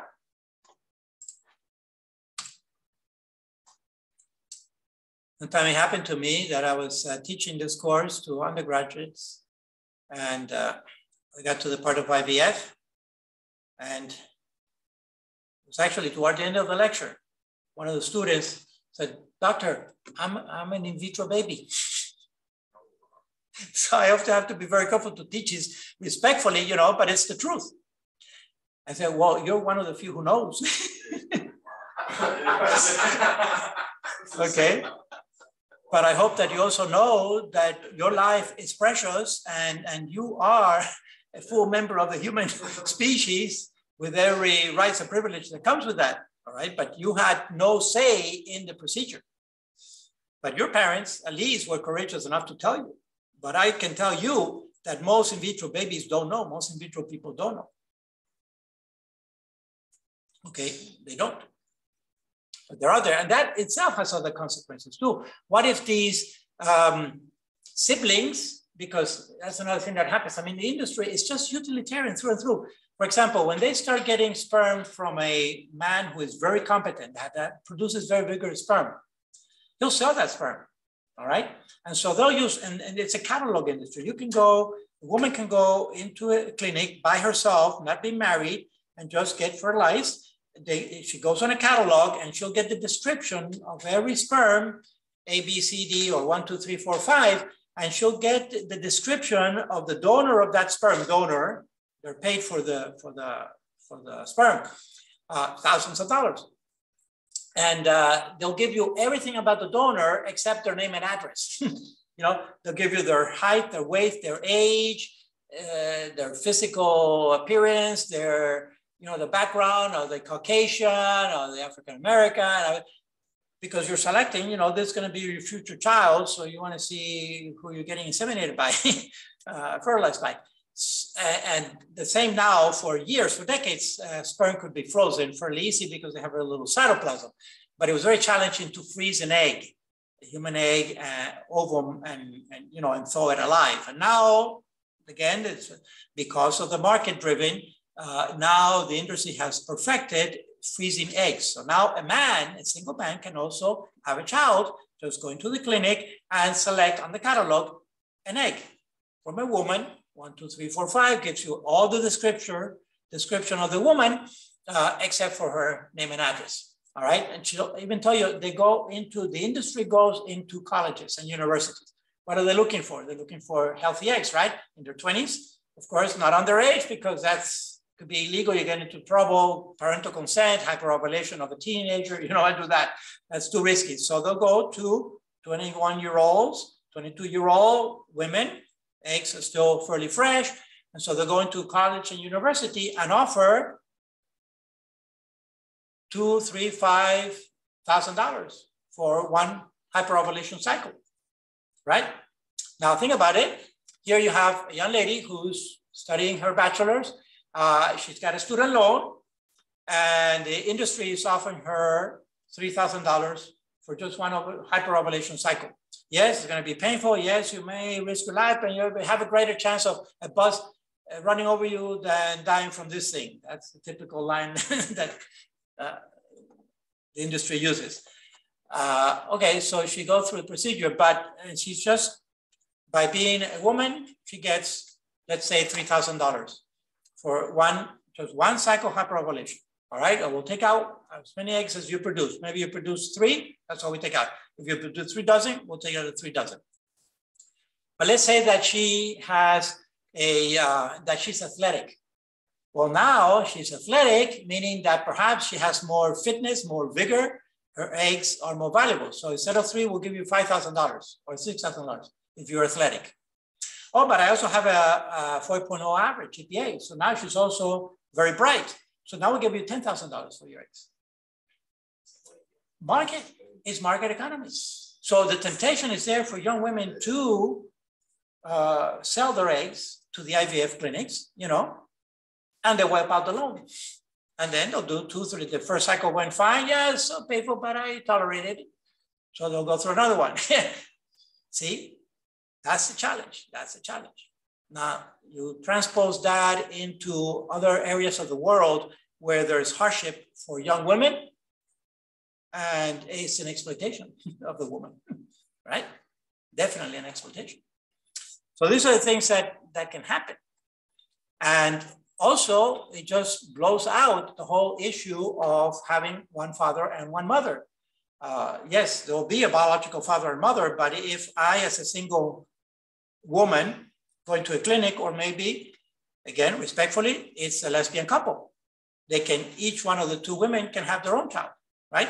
They just buy the catalog, and they could possibly buy the catalog of the same sperm. So they get fertilized by the sperm of the same man, so that these 2 children are half sibling because they come from 2 different moms, but they have the same dad. That you can extrapolate that to any number of people, all right? You can end up with, I think it's 4 or maybe 5 parents. Let's see. Yes, you can have the woman who donates an egg or sells the egg. Then the man who sells the sperm, that's 2. The fertilization happens in the clinic, and then that blastocyst is implanted into a surrogate woman. In other words, a woman who's just renting her womb for 9 months. So that's a 3rd parent. And then you have a couple who is paying for the whole procedure. That's 2 more. So that's 5. So this child can have up to 5 parents. And who negotiated for that? Did anyone think of the child? Who's my father? Who's my mother? Okay. What about that? So So that's why they don't tell. Because if they tell, that kid is going to be traumatized and they're going to start looking for the biological father and biological mother. Further, move it forward. And this actually happened in a town in the Midwest years ago. It was a small town, so there was only one in vitro clinic in the town. And there were several couples, they were friends, all right, and they were in their 20s. One couple couldn't get pregnant, so they go to the clinic. They get pregnant. Tremendous, fantastic. Then there's another couple in the group of friends that also cannot get pregnant. So naturally, the couple who got pregnant through IVF, they give the referral and they go back to the same clinic and they get pregnant. What they don't know is that in both cases, the issue has been on the man. And so his sperm was not competent in both cases. And so both wives bought the sperm from the catalog, and it happened to be that they bought the sperm from the same man, third party. So now these kids are half brothers and sisters, half brothers, okay? And they grew up in the same environment. Eventually, as teenagers, they fall in love and they marry, and they don't know it. All legal, all legal. And what's the ethics of this? Is anyone thinking about that kid? All because they want to have a child. And yes, it's a great desire, but we cannot have the child the way I have a car, you know? If I want a car, I get the money and I buy the car and it's mine. It's a thing, it's a property. But these are human beings. These are human beings, okay? So when the industry comes out like this, beware of what's in the background. And it's the truth, because this is all evidence-based, documented. These are photos that I pulled from the internet. Father, yes. There is the case of the doctor that has used his sperm for, so far, I think it's 90 children that have discovered that. Right. Save on buying the sperm, right? He happened to have competent sperm, and so he's using it. It's anonymous anyway. The description looks very much like you, doctor. Antonio, sorry, you had a question or a comment. I was about to say this with the IF, you know, just with the top of this, like how do you, and we know we see the bad in this, and it's like how, like obviously, like how do you take out the bad and just keep it good? And it's like, it's hard because now it's not like it's a money thing, but at the same time, it's like some parents can't have kids. Right. It's like some is greedy, some are greedy, and it's like, exactly. How do we take out the bad and keep the good? I'll talk about the natural selection thing already. I think it's, hold that thought and I'll pick up in a minute, all right? So for the sake of completion, natural selection is bypassed, but we have a right. We have a natural right to selection, you know? Otherwise, weaker ones are actually being born. And so at the personal level, we have a right to natural selection. And to deny a human being natural selection is an injustice, all right? And also to society at large, because these in vitro children, whether they know they're in vitro or not, they're walking around the streets today, and already since the procedure was initiated 40 years ago, now we have a whole population, an increasing number of people in the society who are the product of in vitro. Obviously, they're true human beings, and many of them, most of them would say, do not really know it. But they may have some issue, they don't know, and who they're meeting and so forth. You know, so it's also an injustice at the social level, at the level of the species as a whole, to introduce these people into society without any kind of consent whatsoever. So they're being victimized. This is the challenge then what the industry presents. So is it possible? Precisely because the, looking for a minute, this slide. Because the process is in vitro, you see? It's impossible to isolate the good from the bad. The good is in the intention of having the children, yes. But the means of obtaining that are not good. Are not good, at least from a principle perspective, okay? They're not. So what do? Not only that, I'll tell you something. How many of you have ever heard of a case like this? We know of a couple, at some point they can't have children, all right? So they either go through in vitro or they adopt a baby, since we covered adoption last week. But now they have baby at home. So they forget about getting pregnant. 6 months later, she's pregnant. 2 years later, she's pregnant. What happened? Have you ever heard of a case like that? You hear about them, you do. So the presumed infertility was not physiological because she got pregnant naturally afterwards, once they forgot about getting pregnant. It was psychological. It was psychological, and sometimes it does happen. It's documented, exactly. Just the pressure of wanting to get pregnant is so intense that her body or his body is rejecting that pregnancy. It's not allowing her to get pregnant, you know? So at the end of the day, we really know very little about human pregnancy and how it happens. And we don't want to experiment on it either, right? Because we're not subject of experimentation. So how do we deal with this? We have to be very humble about human procreation. And in my opinion, the bottom line is leave it alone. Leave it alone, because precisely since we're talking about generating, creating a new human being, that's the prerogative of the creator. The parents certainly provide the genetic material, but the parents cannot, as much as my parents would have wanted to, could not create, generate, give me a soul.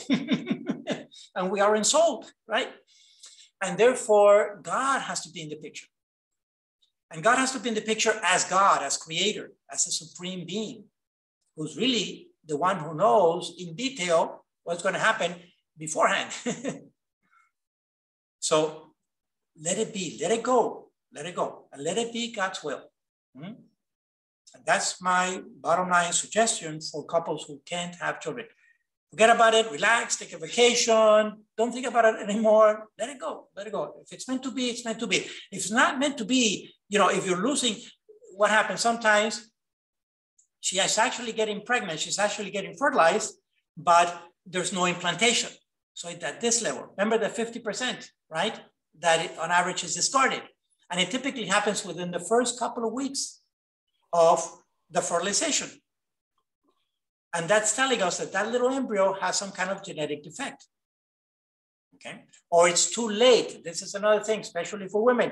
If you get into your 30s, those eggs are getting older and older and older. And statistically, it's seen that between 32 to 35 years of age, what is happening with those eggs are way too old, and a process called aneuploidy, the chromosomes are sticking together. Remember, it's an arrested, the oocyte is arrested in meiosis 1. All right, so you still have the tetrads for 30 years. They start sticking to each other. And so when it comes to meiosis 2, the prophase of meiosis 2, of the separation of the tetrads, right? Sometimes the chromosomes stick together, and that's how you end up with one egg with 3 chromosomes of 21, and the other egg would have no chromosome of 21, all right? And so that aneuploidy will cause the chromosomal abnormalities, and it goes exponential from about 32 to 35 years of age, higher and higher and higher, see? And so that's why I know it's a challenge. I say it's a much more difficult, it's a much more serious decision for a woman to study a bachelor in the normal age of the 20s than for a man to study a bachelor in the normal age of the 20s, because he's not getting pregnant, but she is. And pregnancy is a big interruption on getting a bachelor's. And so it is a big challenge. It is a big challenge. And the pressure is more on the women, all right? Because of the natural process of how everything occurs. So you people decide, we each decide. I have decided for principal bioethics. People decide on utilitarian, yeah, but keep in mind the consequences of that, okay? Because this is a real analysis. Anyway, you can see that the industry really lends itself, with all due respect and their best intentions, it just leads itself to all kinds of manipulation. Simply because at the end of the day, it's falling just by the law, what is legal. Father, I'd like, yes, if I could make just 3 points. Yep. And I think that overall, there's also a component of relativism and a lack of understanding of defining morality and all this and how society views these events. Yeah. So I think the father made a beautiful point about kind of recommitting to your marriage vows and procreation and creating the life. And I thought of a documentary that I saw about the Lebensborn program that the Nazis used to use to create more Nazi-looking babies, right? Oh. And then the documentary was obviously like, oh, this is very bad, and so on. Yet this utilitarian process does not seem to permeate in the same way from a moral perspective in our society. We think, oh, that's a good thing. To be able to do it. Now, the Nazis were limited by their technology, but I'm sure they would have used this to create only blonde, blue-eyed babies. The other component was on the harm that can be done to the child from the perspective of the I would say, their perception of how they were conceived and why. And, you know, they were saying, okay, yes, that is a child, of course. The child has a soul and is equal with all of humanity. They're human beings in every single way. But you think about then a child of rape. It's the same child. They have a right to life. They have a soul. They should be treated with all dignity. Yet their way they were conceived is something that society would not accept. Yet we accept this, which was an imposed life, you would almost say, where the mother imposed that life on that child, as opposed to it being a gift from God naturally. And the third component has to do with that interaction of structure of father and mother, and who's the father, who's the mother, how many mothers, how many fathers. Right. But we have a society where you have an over 50%, and I'm probably being conservative, divorce rate. And people kind of just live together for a while to kind of test out the waters, or they move along from pair to pair. And you see that there's a breakdown in society, which is of the family. And the society doesn't say anything about it. They're fine with that. They think that that's okay. So I think this really is a reflection of a bigger issue in how we approach life and who we are as human beings. Yes, absolutely. At the end of the day, it's about the family, right? And you'll see this argument will become even more evident, hopefully next lecture. I'm so sorry that I have this conference to go to next weekend, but you'll see in the video, and hopefully in 2 Saturdays, we'll be able to get into some more discussion, I hope.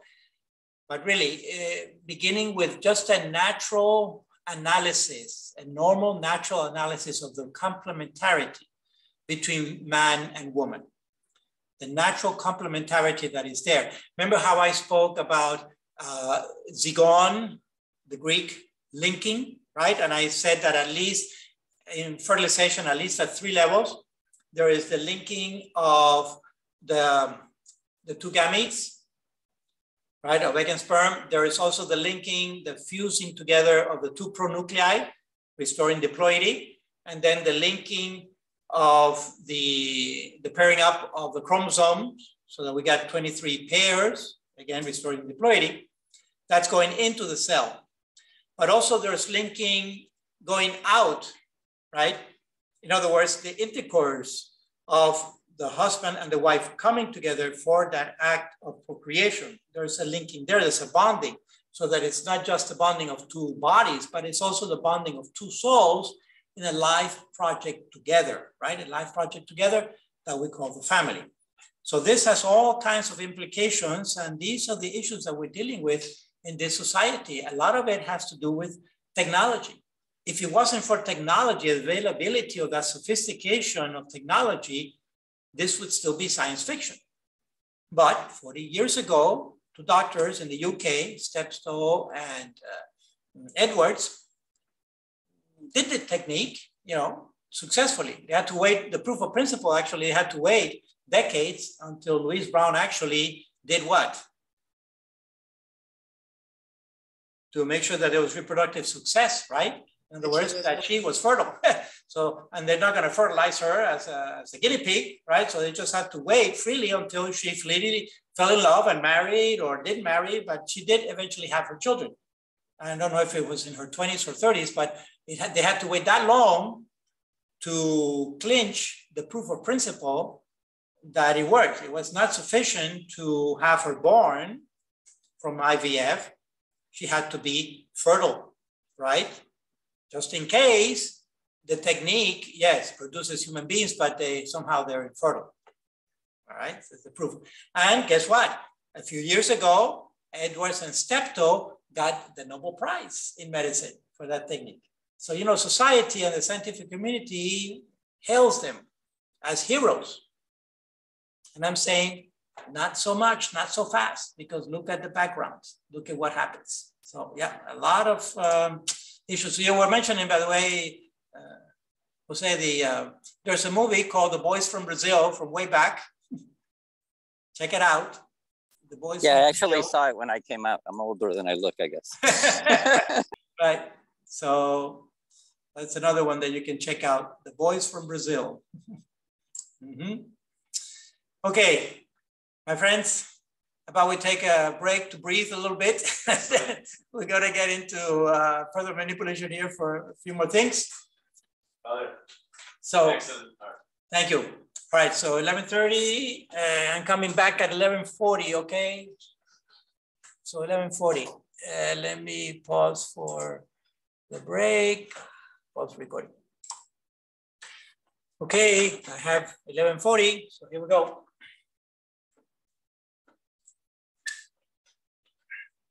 Now, I want to cover just a couple more issues that come up precisely because of in vitro fertilization, the capacity to do this in the lab now for 40 years. One is called three-parent embryo, also surrogate motherhood, which we spoke about in passing already, and then snowflake babies, okay? So first, three-parent embryos. Let's look at this for a moment.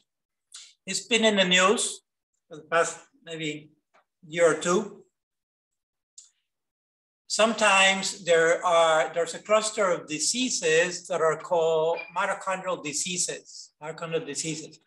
Remember that the mitochondria have their own DNA, right? Mitochondrial DNA codes for making the structure, and just like any other DNA, it can have some kind of abnormality, defect. So they either don't have enough mitochondria, the cytoplasm in the cell, or the mitochondria are somewhat defective. They're not as efficient as a normal mitochondrion, right? One mitochondrion, 0 mitochondria. But the bottom line is that they are in the cytoplasm, and therefore they're mostly inherited maternally, maternal inheritance. The mitochondria, because they're in the cytoplasm. And again, of the two gametes, the one that has most cytoplasm is the egg, not the sperm.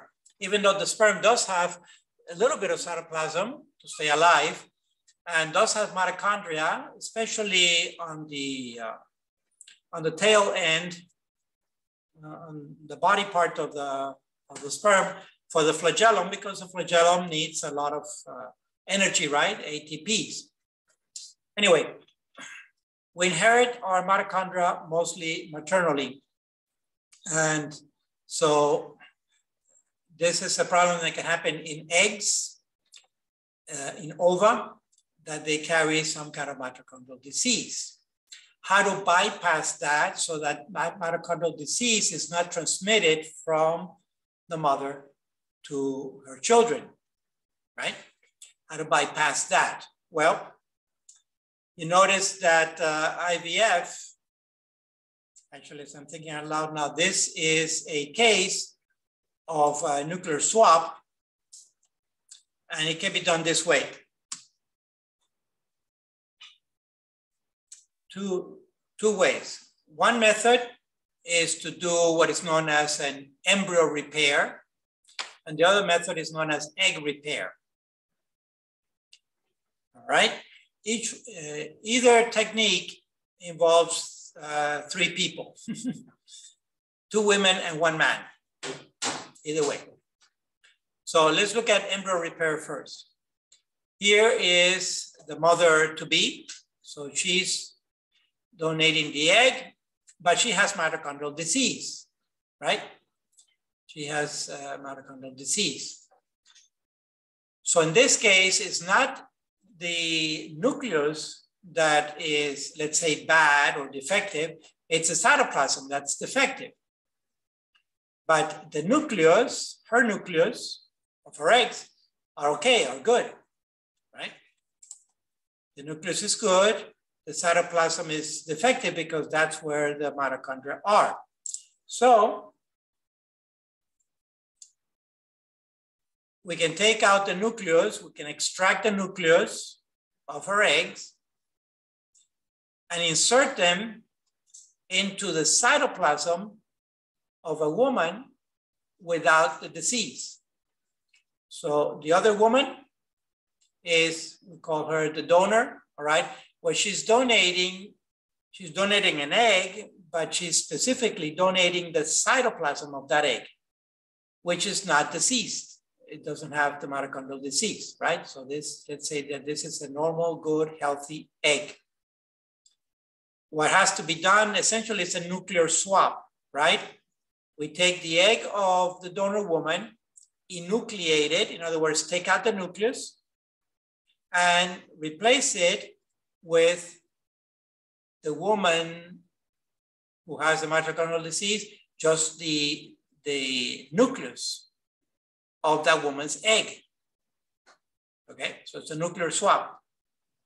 And then once that swap is done, sorry, I was describing the egg repair. Before those eggs are taken out, actually, before the eggs are extracted, the nuclei, the father-to-be has to fertilize both eggs, So let me back up for a moment. We start with a woman who has mitochondrial disease. She wants to have children. Let's say that this couple is married or not married. This can be done in the catalogs. But her egg needs to get fertilized by a normal man who becomes a biological father. Okay, now we have a zygote. So these are zygotes. That same man also fertilizes the donor egg, which doesn't have to be fertilized really. We just need an egg from a donor woman who has normal mitochondria. That egg is enucleated. Maybe the reason why it's fertilized here, I'm just thinking out loud, is so that this egg is no longer an egg, it's now a zygote, so zygote to zygote, okay? The nuclear swap is from zygote to zygote. The bottom line is that when we do the nuclear swap on the 2 zygotes, we end up with the healthy nucleus from the mitochondrial mother and the healthy cytoplasm from the donor woman. That in principle should be a donor embryo who is then implanted into the woman with the disease, and that embryo should not have the mitochondrial disease. The alternative is to do the nuclear swab at the level of the egg. do nuclear swab at the level of the egg, which actually is a simpler procedure, right? Just clinically and biologically swap the good nucleus into the good cytoplasm. And now you have a good egg that has the nucleus of the woman to become the mother and has the cytoplasm of the donor woman. And then that fertilizes that egg into the zygote, which should be normal, implanted into the woman with the disease. Father, this is happening in real life? Yes. And do we know the results? Because all that manipulation can cause problems, I think. Right. So again, for the sake of simplicity, the diagram only shows one of each, right? But these are attempted implantations and so forth. So everything that we talked about in vitro applies here. Obviously, there's going to be quality control done here to see if that cytoplasm is actually good, if the nucleus is good. So there's going to be quality control. So for the sake of simplicity, it's all shown in a single product line, right? But in reality, there will be several attempts to make sure that that embryo is as normal as the industry can certify by today's standards. But there is a lot of manipulation. Now, Father, quick question. Yes? At what point is ensoulment occur in this process? Well, so ensoulment has to be also a universal process in order to be valid, right? We're not going to ensole people at different stages of development. So when would ensoulment occur? Think of the perspective of the embryo. Fertilization, that's it. Fertilization fertilization. So here's ensoulment, and here's ensoulment. In other words, whenever there's a sperm is fertilizing an egg, there's ensoulment. We assume there's ensoulment, right? Because these children indeed are normal, at least from the mitochondrial disease. They don't have the mitochondrial disease. So the technique worked. We don't know how many trials they had to go through. Okay, but ensoulment, yes. So that means that this egg, exactly, think it forward. When this egg is fertilized, right? Now we have a zygote, human zygote with a soul, take out the nucleus and implant it into this enucleated zygote. We're transferring, let's say that the soul is residing in the nucleus for the sake of argument. When we enucleate this zygote, we're in fact killing. We're killing that zygote, right? We're killing the zygote.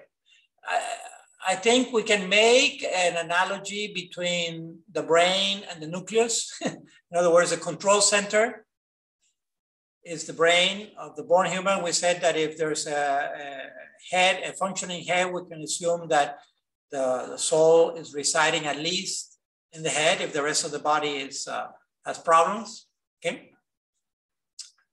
So yeah, this is the killing of a human being right here. And in this case, it bypasses that killing. By the way, this is also a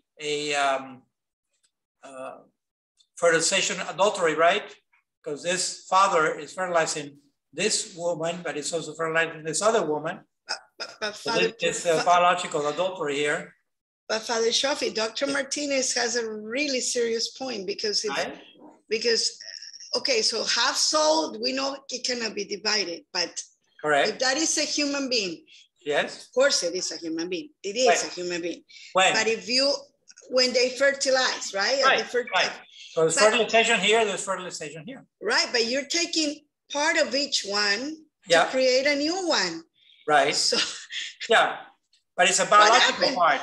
What happened to the soul? Really, oh my God. Exactly. So work it backwards. Let's say that we are at the birth here. Okay, let's take this case first. We are at the birth of this woman, of this embryo here, this fetus. And as soon as the baby is born, doesn't matter if it's boy or girl, right? As soon as the baby is born, we do a test for mitochondrial defectiveness. Let's assume that we have a test to test that. And we find that the embryo, that the baby, the newborn is normal. But the mom has a disease, right? So the newborn is normal. I think it's very safe to assume that that newborn has a soul, is ensouled, right? And so we have to trace it back. When did that human receive a soul? Well, at fertilization. But 2 eggs were fertilized, and we ended up with 1 embryo. That means that another embryo died or was killed along the way.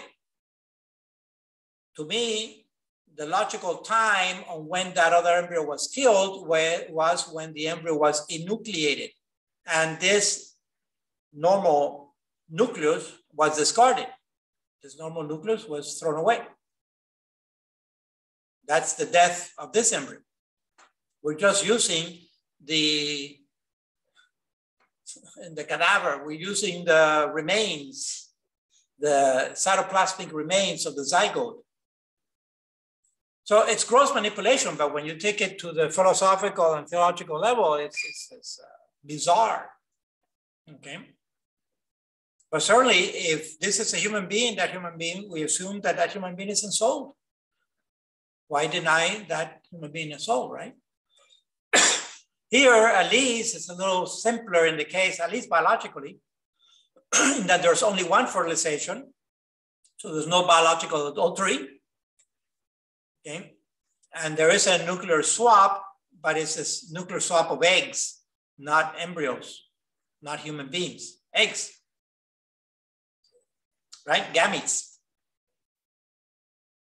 But still, the problem with this one is that the cytoplasm of that child comes from another woman.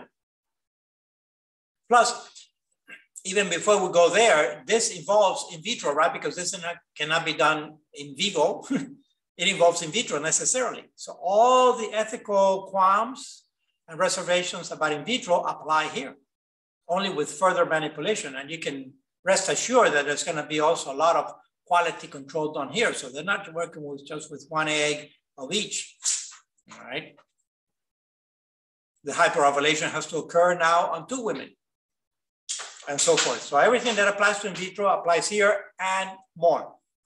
The point about this though, is that one can end up with 3 parent embryos, is that what they're called? In other words, 2 women are really the biological women, 1 for the nucleus, the other 1 for the cytoplasm, and then the 1 man with the 1 sperm. So do we have a right to have 1 father and 1 mother, right? Biologically, these are natural rights.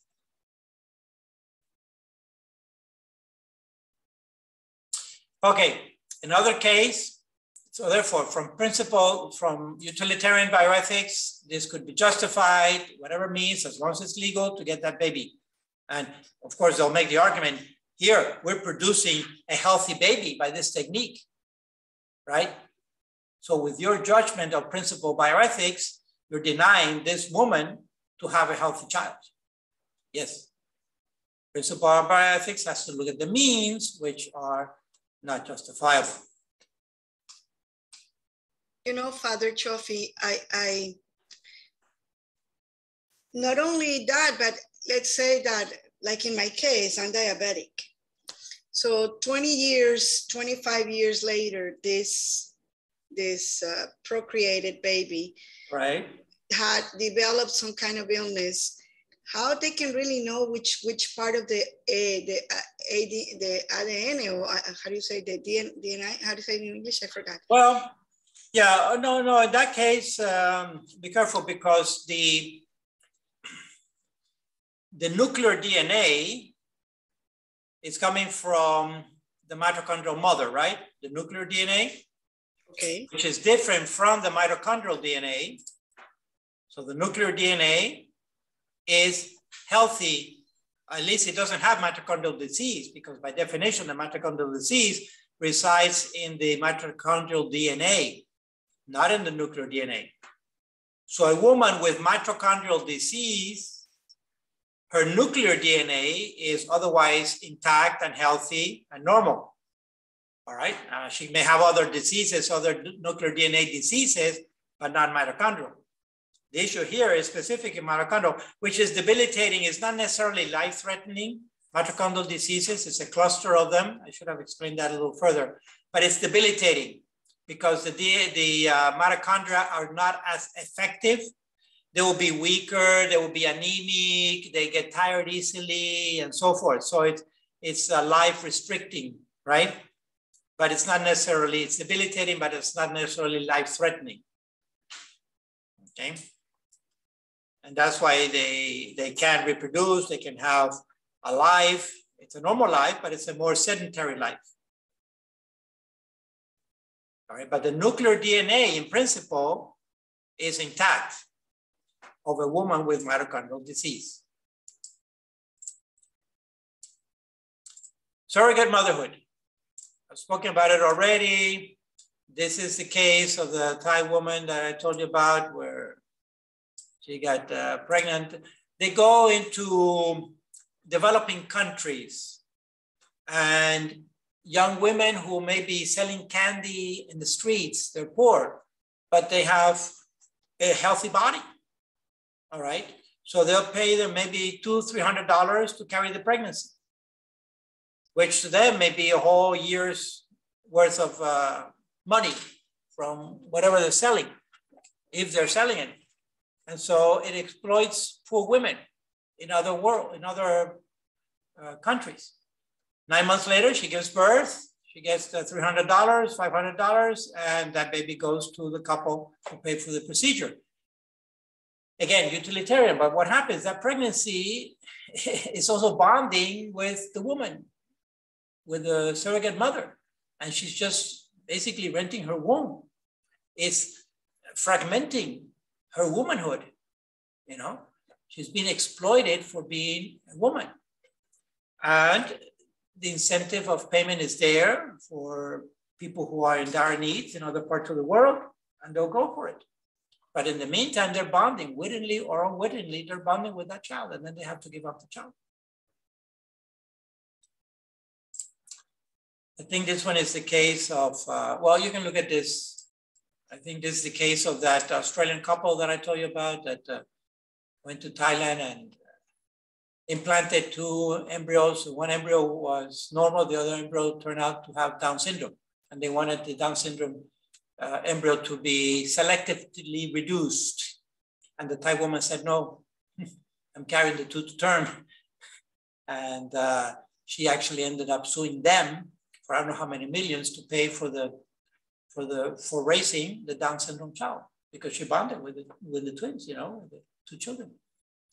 And it got even worse because now by sending those embryos from Australia to Thailand, they crossed international borders, so they were trafficking with human beings, human trafficking, when it came out in the news. And it got very, very horrible, very horrible. But this poor woman stood her ground and said, no, I'm having this child, I'm raising this child, and if you don't want them, fine, you can have your normal kid, but I'm keeping this child. And by the way, you're going to give me a few $1 million to raise him for life, because they were rich anyway. Yeah, these are the things that come up. Now, slow flake babies. What to do with the 1 million frozen human embryos in the United States alone, right? Sooner or later, the couple is going to come to me and say, Father, what do I do with the frozen human embryos? And there's no easy solution. There have been 2 documents of the Catholic Church that have addressed in vitro fertilization. The first one came out, it was Donum Vitae, came out from the Vatican, and that was in, so what was the 78? It was 87. 87, thank you. Yes, yes, it was about 10 years after, about 8 years after Louise Brown. So we were late for about 8 years, but the technique, you know, was just being known and getting out, and it took 8 years basically to do the bioethical analysis. Sad, because we were late, we were always late, catching up. Anyway, Donum Vitae, 1987, thank you, addressed the issue of in vitro and basically gave you the reasons that I've been talking about why we shouldn't do it, all right? But then the technology continued to advance and perfect because there's a market for it. And at some point, pro-life groups began to ask, well, how about we rescue these embryos? How about we adopt these embryos? We adopt a newborn child, why can't we adopt an embryo? Couples who are infertile, couples who cannot have children, instead of going through a whole in vitro procedure, just simply adopt one of those embryos that are frozen, that are spare, and the other couples don't know what to do with them. So in 2008, the Vatican came out with another document called Dignitas Personae, on the dignity of the human person, all right? All these titles are in Latin, but they're translated into English, French, Spanish, whatever language you want. You can download it for free from the internet.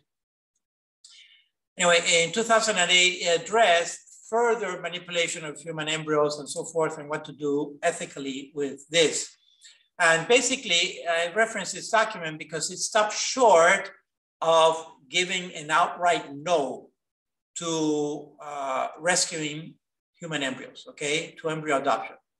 It stopped short of saying no. And so when that happens, then it means that both possibilities are still ethical, can be held. It's called probabilism in the theological language of moral theology, when when the church has not pronounced itself definitively on an issue, and there are two opposite opinions of the moral theologians. One can go with either opinion as long as the church has not pronounced itself officially, all right? And so there may be a window of possibility for adopting these embryos, window possibility. And this is my analysis of it, as long as certain conditions are in place. And what are those conditions in place? First of all, that the couple adopting has to be validly married to begin with. So it shouldn't be single women, should not, or homosexual couples either, because we have a natural right to have a father and a mother, even if they are adopted, father and mother, because these are going to be the father and mother that are, let's say I'm the embryo that's going to be adopted. I have a natural right to have a father and a mother who will raise me precisely because of the complementarity between father and mother and between man and woman, right? Now, I understand perfectly well that some people have been raised by a single mom or a divorced person and so forth, and they do an excellent job. Understood. But I'm talking about natural rights here, okay? Then what natural rights is what happens in nature in the majority of cases. So this embryo, if this embryo is going to be adopted, he or she has the natural right to have a father and a mother. So therefore, the couple adopting should be a married couple that has already made a commitment of stability for the rest of their lives, so that this kid has some chance of growing in a stable family. So that's the first condition in my analysis, that they should be a married couple who are all stable, all right? Not too old either, because you play it forward, right? You adopt an embryo today, and 15 years later, that embryo is now a teenager, and you don't want to have 60-year-old parents or 65-year-old parents dealing with a teenager. You want parents who are maybe in their 40s or less, because they got to deal with a teenager. Okay, so the couple should be young enough but stable enough to. Yeah. When you're talking about adopting, are you saying that this couple will do an IVF for this embryo? Well, the IVF itself has happened already. The IVF, the fertilization has happened, but they had to do the implantation. I'm getting there. Okay. So one condition would be that they be married and stable, right? And have the means and so forth to raise a child, to give the child a good formation and healthy education and so forth. And the other condition that I would place is that they only attempt one implantation at a time. One implantation at a time. Why? One implantation at a time. Okay, so we have here a human blastocyst, right? who is frozen, cryopreserved, and we don't have a right to expose another person's life, or even my own life, to a risk that is disproportionate, to a risk greater than the risk that happens naturally. I don't have that right to expose another person's life, to risk another person's life beyond a natural risk. So what is the natural risk of normal implantation? That's why I say that 50% is informative and has ethical implications. If globally, the success rate in humans is 50%, in other words, half of the implanted babies, half of pregnancies actually make it to term, then I don't have a right to risk the implantation of this embryo, of this blastocyst, greater than 50%. So the 3 or 4 doesn't cut it, because that only gives me a 25 to 30% to 33% success. It's below the 50%. That's why I'm saying only one at a time. One at a time is simple arithmetic. Either the one blastocyst implants or not. So that's a 50% there. Either he or she implants or not. So that's not risking the life of that blastocyst more than what nature is risking implantation, from what we can tell. You know, it's still a statistic, it's still an approximation. Well, we cannot implant less than 1, right? But if we implant more than 1, then we're risking more. Exactly. So that's why I'm saying at least those 2 conditions, that the couple is validly married in a stable marriage, and that only one implantation attempt at a time. However, even with that, and you can go online now and look up snowflake babies, and there are now agencies that are pro-life who are dealing with this, okay? They're essentially embryo adoption. It's like an adoption agency, but of embryos. It has potential, it has possibility, but I'm finding a different difficulty. How about the market? How about the money that it has to be involved? I mean, I understand for adoption, it's super expensive, but this will become, oh my God, this will become an awful industry.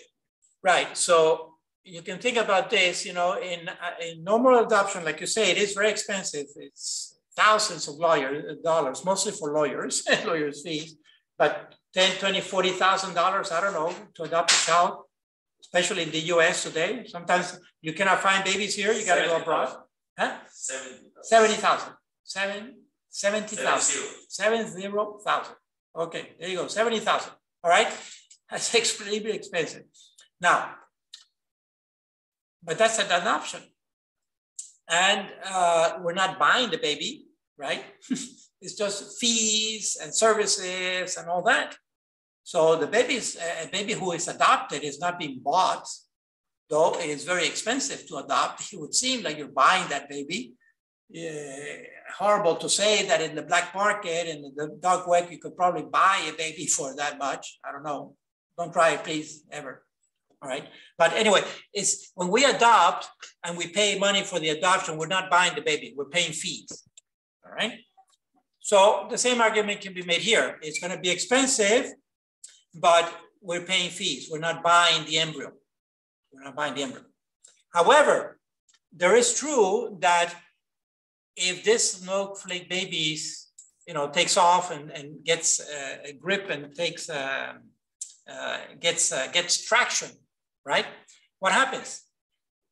We have just given another incentive for the in vitro industry to continue full speed ahead, because now let's say, for the sake of argument, it's a Catholic couple who is going to have in vitro because they didn't listen to Father Chaffee's argument, and so they went to the in vitro clinic, and they got their baby at home, but now they got this other 7 embryos frozen, and they don't know what to do with them. The clinic says, no problem, don't worry, because now the Catholic Church has accepted to, for another couple like yourselves, instead of going through the whole process, they can just adopt your embryos, all right? So you can give your embryos up for adoption. So it just gives another tool for the industry, for the IVF industry to say, no problem, just give your embryos up for adoption. And other couples who maybe cannot pay, they'll give a discount price, right? Cannot pay what you paid, they can adopt your embryo and have an embryo and have their baby, you see? So it just gives another tool for the in vitro industry to market their product even more. And that's what I see a downside of this. They are human beings, they're being rescued. It may be the only alternative that is viable rather than, because the other thing that the industry is doing also is they will say to the couple, for your spare embryos, you can either give them up for adoption or you can donate them to science. Donate them to science. This is what donate them to science means. To get their embryonic stem cells. Again, here's a blastocyst. This is not too clear, but there will be an inner cell mass in here somewhere. This may be the inner cell mass, I'm not sure. But if this is a blastocyst, there's going to be an inner cell mass inside, right? Well, let's go to this one. Oh, no. It's not showing me. Okay, so the inner cell mass is what becomes the embryo proper.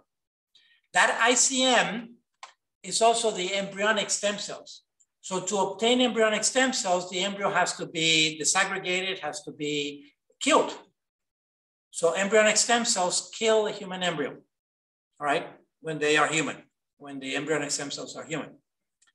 And so donating the embryo to science means essentially your embryo is going to get killed and then the stem cells are going to be used for research. So donating your embryo to science means that your embryo is going to be killed. Not only that, I mean, the industry never loses. They'll donate the embryo to science, the industry, all right? The IVF will donate the embryo to science. However, the industry, the IVF industry is entitled to compensation. They're not going to sell the embryo because that's human trafficking. So they cannot sell the embryo. The clinic donates the embryo to a lab that's going to do embryonic stem cell research. But that lab is able to compensate the clinic for the hardship. In other words, for generating the embryo, for maintaining the embryo in cryopreservation and all that, so the clinic can bill for the services. Not selling the embryo, but bill for the services. And it could be in the tune of thousands of dollars. Now, the lab typically would have a grant or something, so they could put it into the grant as part of procuring the material for the research, and they're paying the clinic for for procuring them that embryo. And so the clinic can get compensated again. And it's a win situation all the way around. Again, looked at it from the perspective of utilitarian, none of this is illegal. It's all legal. All right. But in reality, we do have the traffic of human beings. That's the honest truth that is occurring. So that's why snowflake babies, we have to be careful. All right. It could be, but it could be that we are also giving the industry more tools for their publicity that your spare human embryos are not a problem. You know, we have found pro-life ways of taking care of them. Father Chaffee, but even though today, isn't it true that they're using some of those for science? Yeah, that's what I'm saying, donating to science, right? So what to do with, the question is what to do with the frozen human embryos, the spare embryos, because now the couple already has a baby at home, maybe they do 2, 3, 4 implantations, they have 4 children, that's enough, right? How about the other 6 that are still cryopreserved? Well, one option is to give them up for adoption. The other option is to donate them to science. They say donate them to science, which means that that embryo is going to be killed for their stem cells. I understand what you said. I was clear, but what I'm saying is that that is a fact, that it is happening. It's happening right now for years. Yes, it's happening right now. And it's legal. My whole point about this, that's why utilitarian, in my mind, doesn't cut it because it is legal. And it should be obvious at this point that that's not ethical. Artificial insemination, it's different. Artificial insemination is, like the phrase is saying, is taking sperm and inserting that sperm with a cannula into the uterus of the woman and releasing the sperm there to travel the rest of the distance, okay? So it is enhancing the sperm. It is helping the sperm to get to the egg. But the actual fertilization, is this in vitro fertilization? No, this is in vivo fertilization. In other words, the fertilization is happening within the body of the woman. So it's in vivo fertilization, but it is assisted fertilization in the sense that the sperm was introduced into the uterus directly. There could be a number of reasons for justifying this clinically. Maybe the man is not producing 100 million sperm. Maybe it's only producing a few thousand sperm, all right? Or maybe the sperm have a defective tail, they're not as vigorous, etc. So it's helping them to get into the reproductive tract of the woman, because in natural process, ejaculation obviously happens out here, right? Outside of the cervix.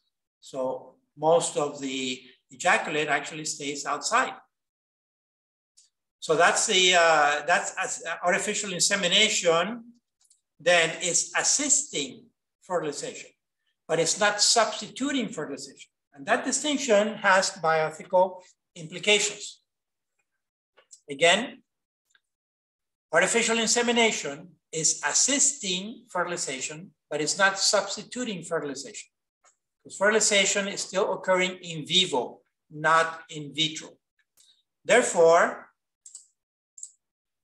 artificial insemination may be ethical. Again, as certain provisions should be in place, because we have assisting and not substituting, right? But there's certain provisions that need to be in place. First of all, again, the sperm should not be from a donor, should be from the husband of the woman getting impregnated. Okay?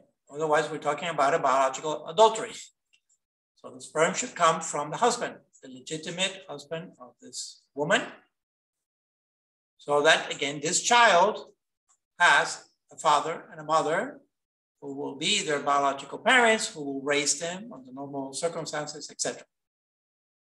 Secondly, how the sperm is obtained also makes a difference, because masturbation is not acceptable, it's a misuse of a faculty, and therefore the sperm should be collected where it happens naturally, which is within the act of intercourse. How do we do that? Okay, so there's a way of doing it. It's a little bit of manipulation that occurs, but the manipulation is minor compared to in vitro. Basically, it involves the husband and wife who have the normal act of intercourse with a condom that is perforated. So when the condom is perforated, it's no longer being used as a contraceptive, right? Because if we're going to use a condom as a contraceptive, we certainly don't want it to be perforated because the sperm goes right through it. Okay, so it's obviously when we perforate a condom, it's not being used as a contraceptive. So it's not being used as a contraceptive. And in fact, if the fertilization occurs from that intercourse, then glory be, right? So the condom is just being used to collect the sperm in an ethical way within the act of intercourse of this married couple. Immediately after the intercourse, that condom that is full of semen, of course, the perforation, we're not going to make big holes. We don't just perforate it with a pinhole or something like that, with a pin, right? So that we destroy the contraceptive function of the condom is what we want to do. Then that condom with the semen within it is put into a clean zip bag or plastic bag and sent quickly to the lab, taken to the lab to the clinic where it will be spun and washed and so forth and put into the cannula to be inserted into the woman. So the timing is also important so that she's ovulating and therefore the endometrium is becoming thickened and all the scenario is proper for possible implantation if fertilization does occur, all right? So it's a manipulation, but it's a minor manipulation because it's assisting the process of fertilization, it's not substituting it. And so it may be acceptable as long as certain conditions are in place, but it's certainly not the ideal. When you talk about this AI, artificial insemination, to an in vitro clinic, for example, which would be also competent to do this, right? They say, don't worry about all that manipulation. Just do in vitro, which we have a higher rate of success with in vitro. And that's what happens. So artificial insemination, even though it can be done and it may be justified ethically, typically is clinically is not done simply because in vitro is faster or easier, maybe not faster, but it's easier. They have more quality control. They have better assurance that the fertilization is actually going to happen, et cetera, et cetera. Plus there's those spare embryos in case the implantation doesn't take for the whole 9 months. But I did want to put AI in there, artificial insemination, so that you notice it's not the same as in vitro, may be justified in certain circumstances, but it's not really used that much in the industry today. Okay. All right, again, I've given you a lot in a really short amount of time. Hopefully you'll be able to reflect a little bit on these issues. And one bottom line about IVF is that when you think about it, you can have, maybe this one is better. With IVF, you can have the conception without the intimacy of the couple. Next week, just to set you up with contraception, we have the opposite. We have the intimacy without the procreation. Either way, those two dimensions belong in the same act. The possibility of conception and the intimacy should be maintained together in the same act of human sexual intercourse for it to be procreative and not, just reproducing or just intercourse at the instinctive level to make it fully, truly human, all right? That's gonna be my argument basically for the next topic, which is what constitutes a truly, fully human act of intercourse so that it's body and soul together and not just an instinctive event. Okay, folks, thanks again for your patience. Same procedure, I'll make this into YouTube, send it, you people having okay, you can see the videos and all that, yeah, everything's working. Okay, well, thank you very much. Okay, I'll stop recording then.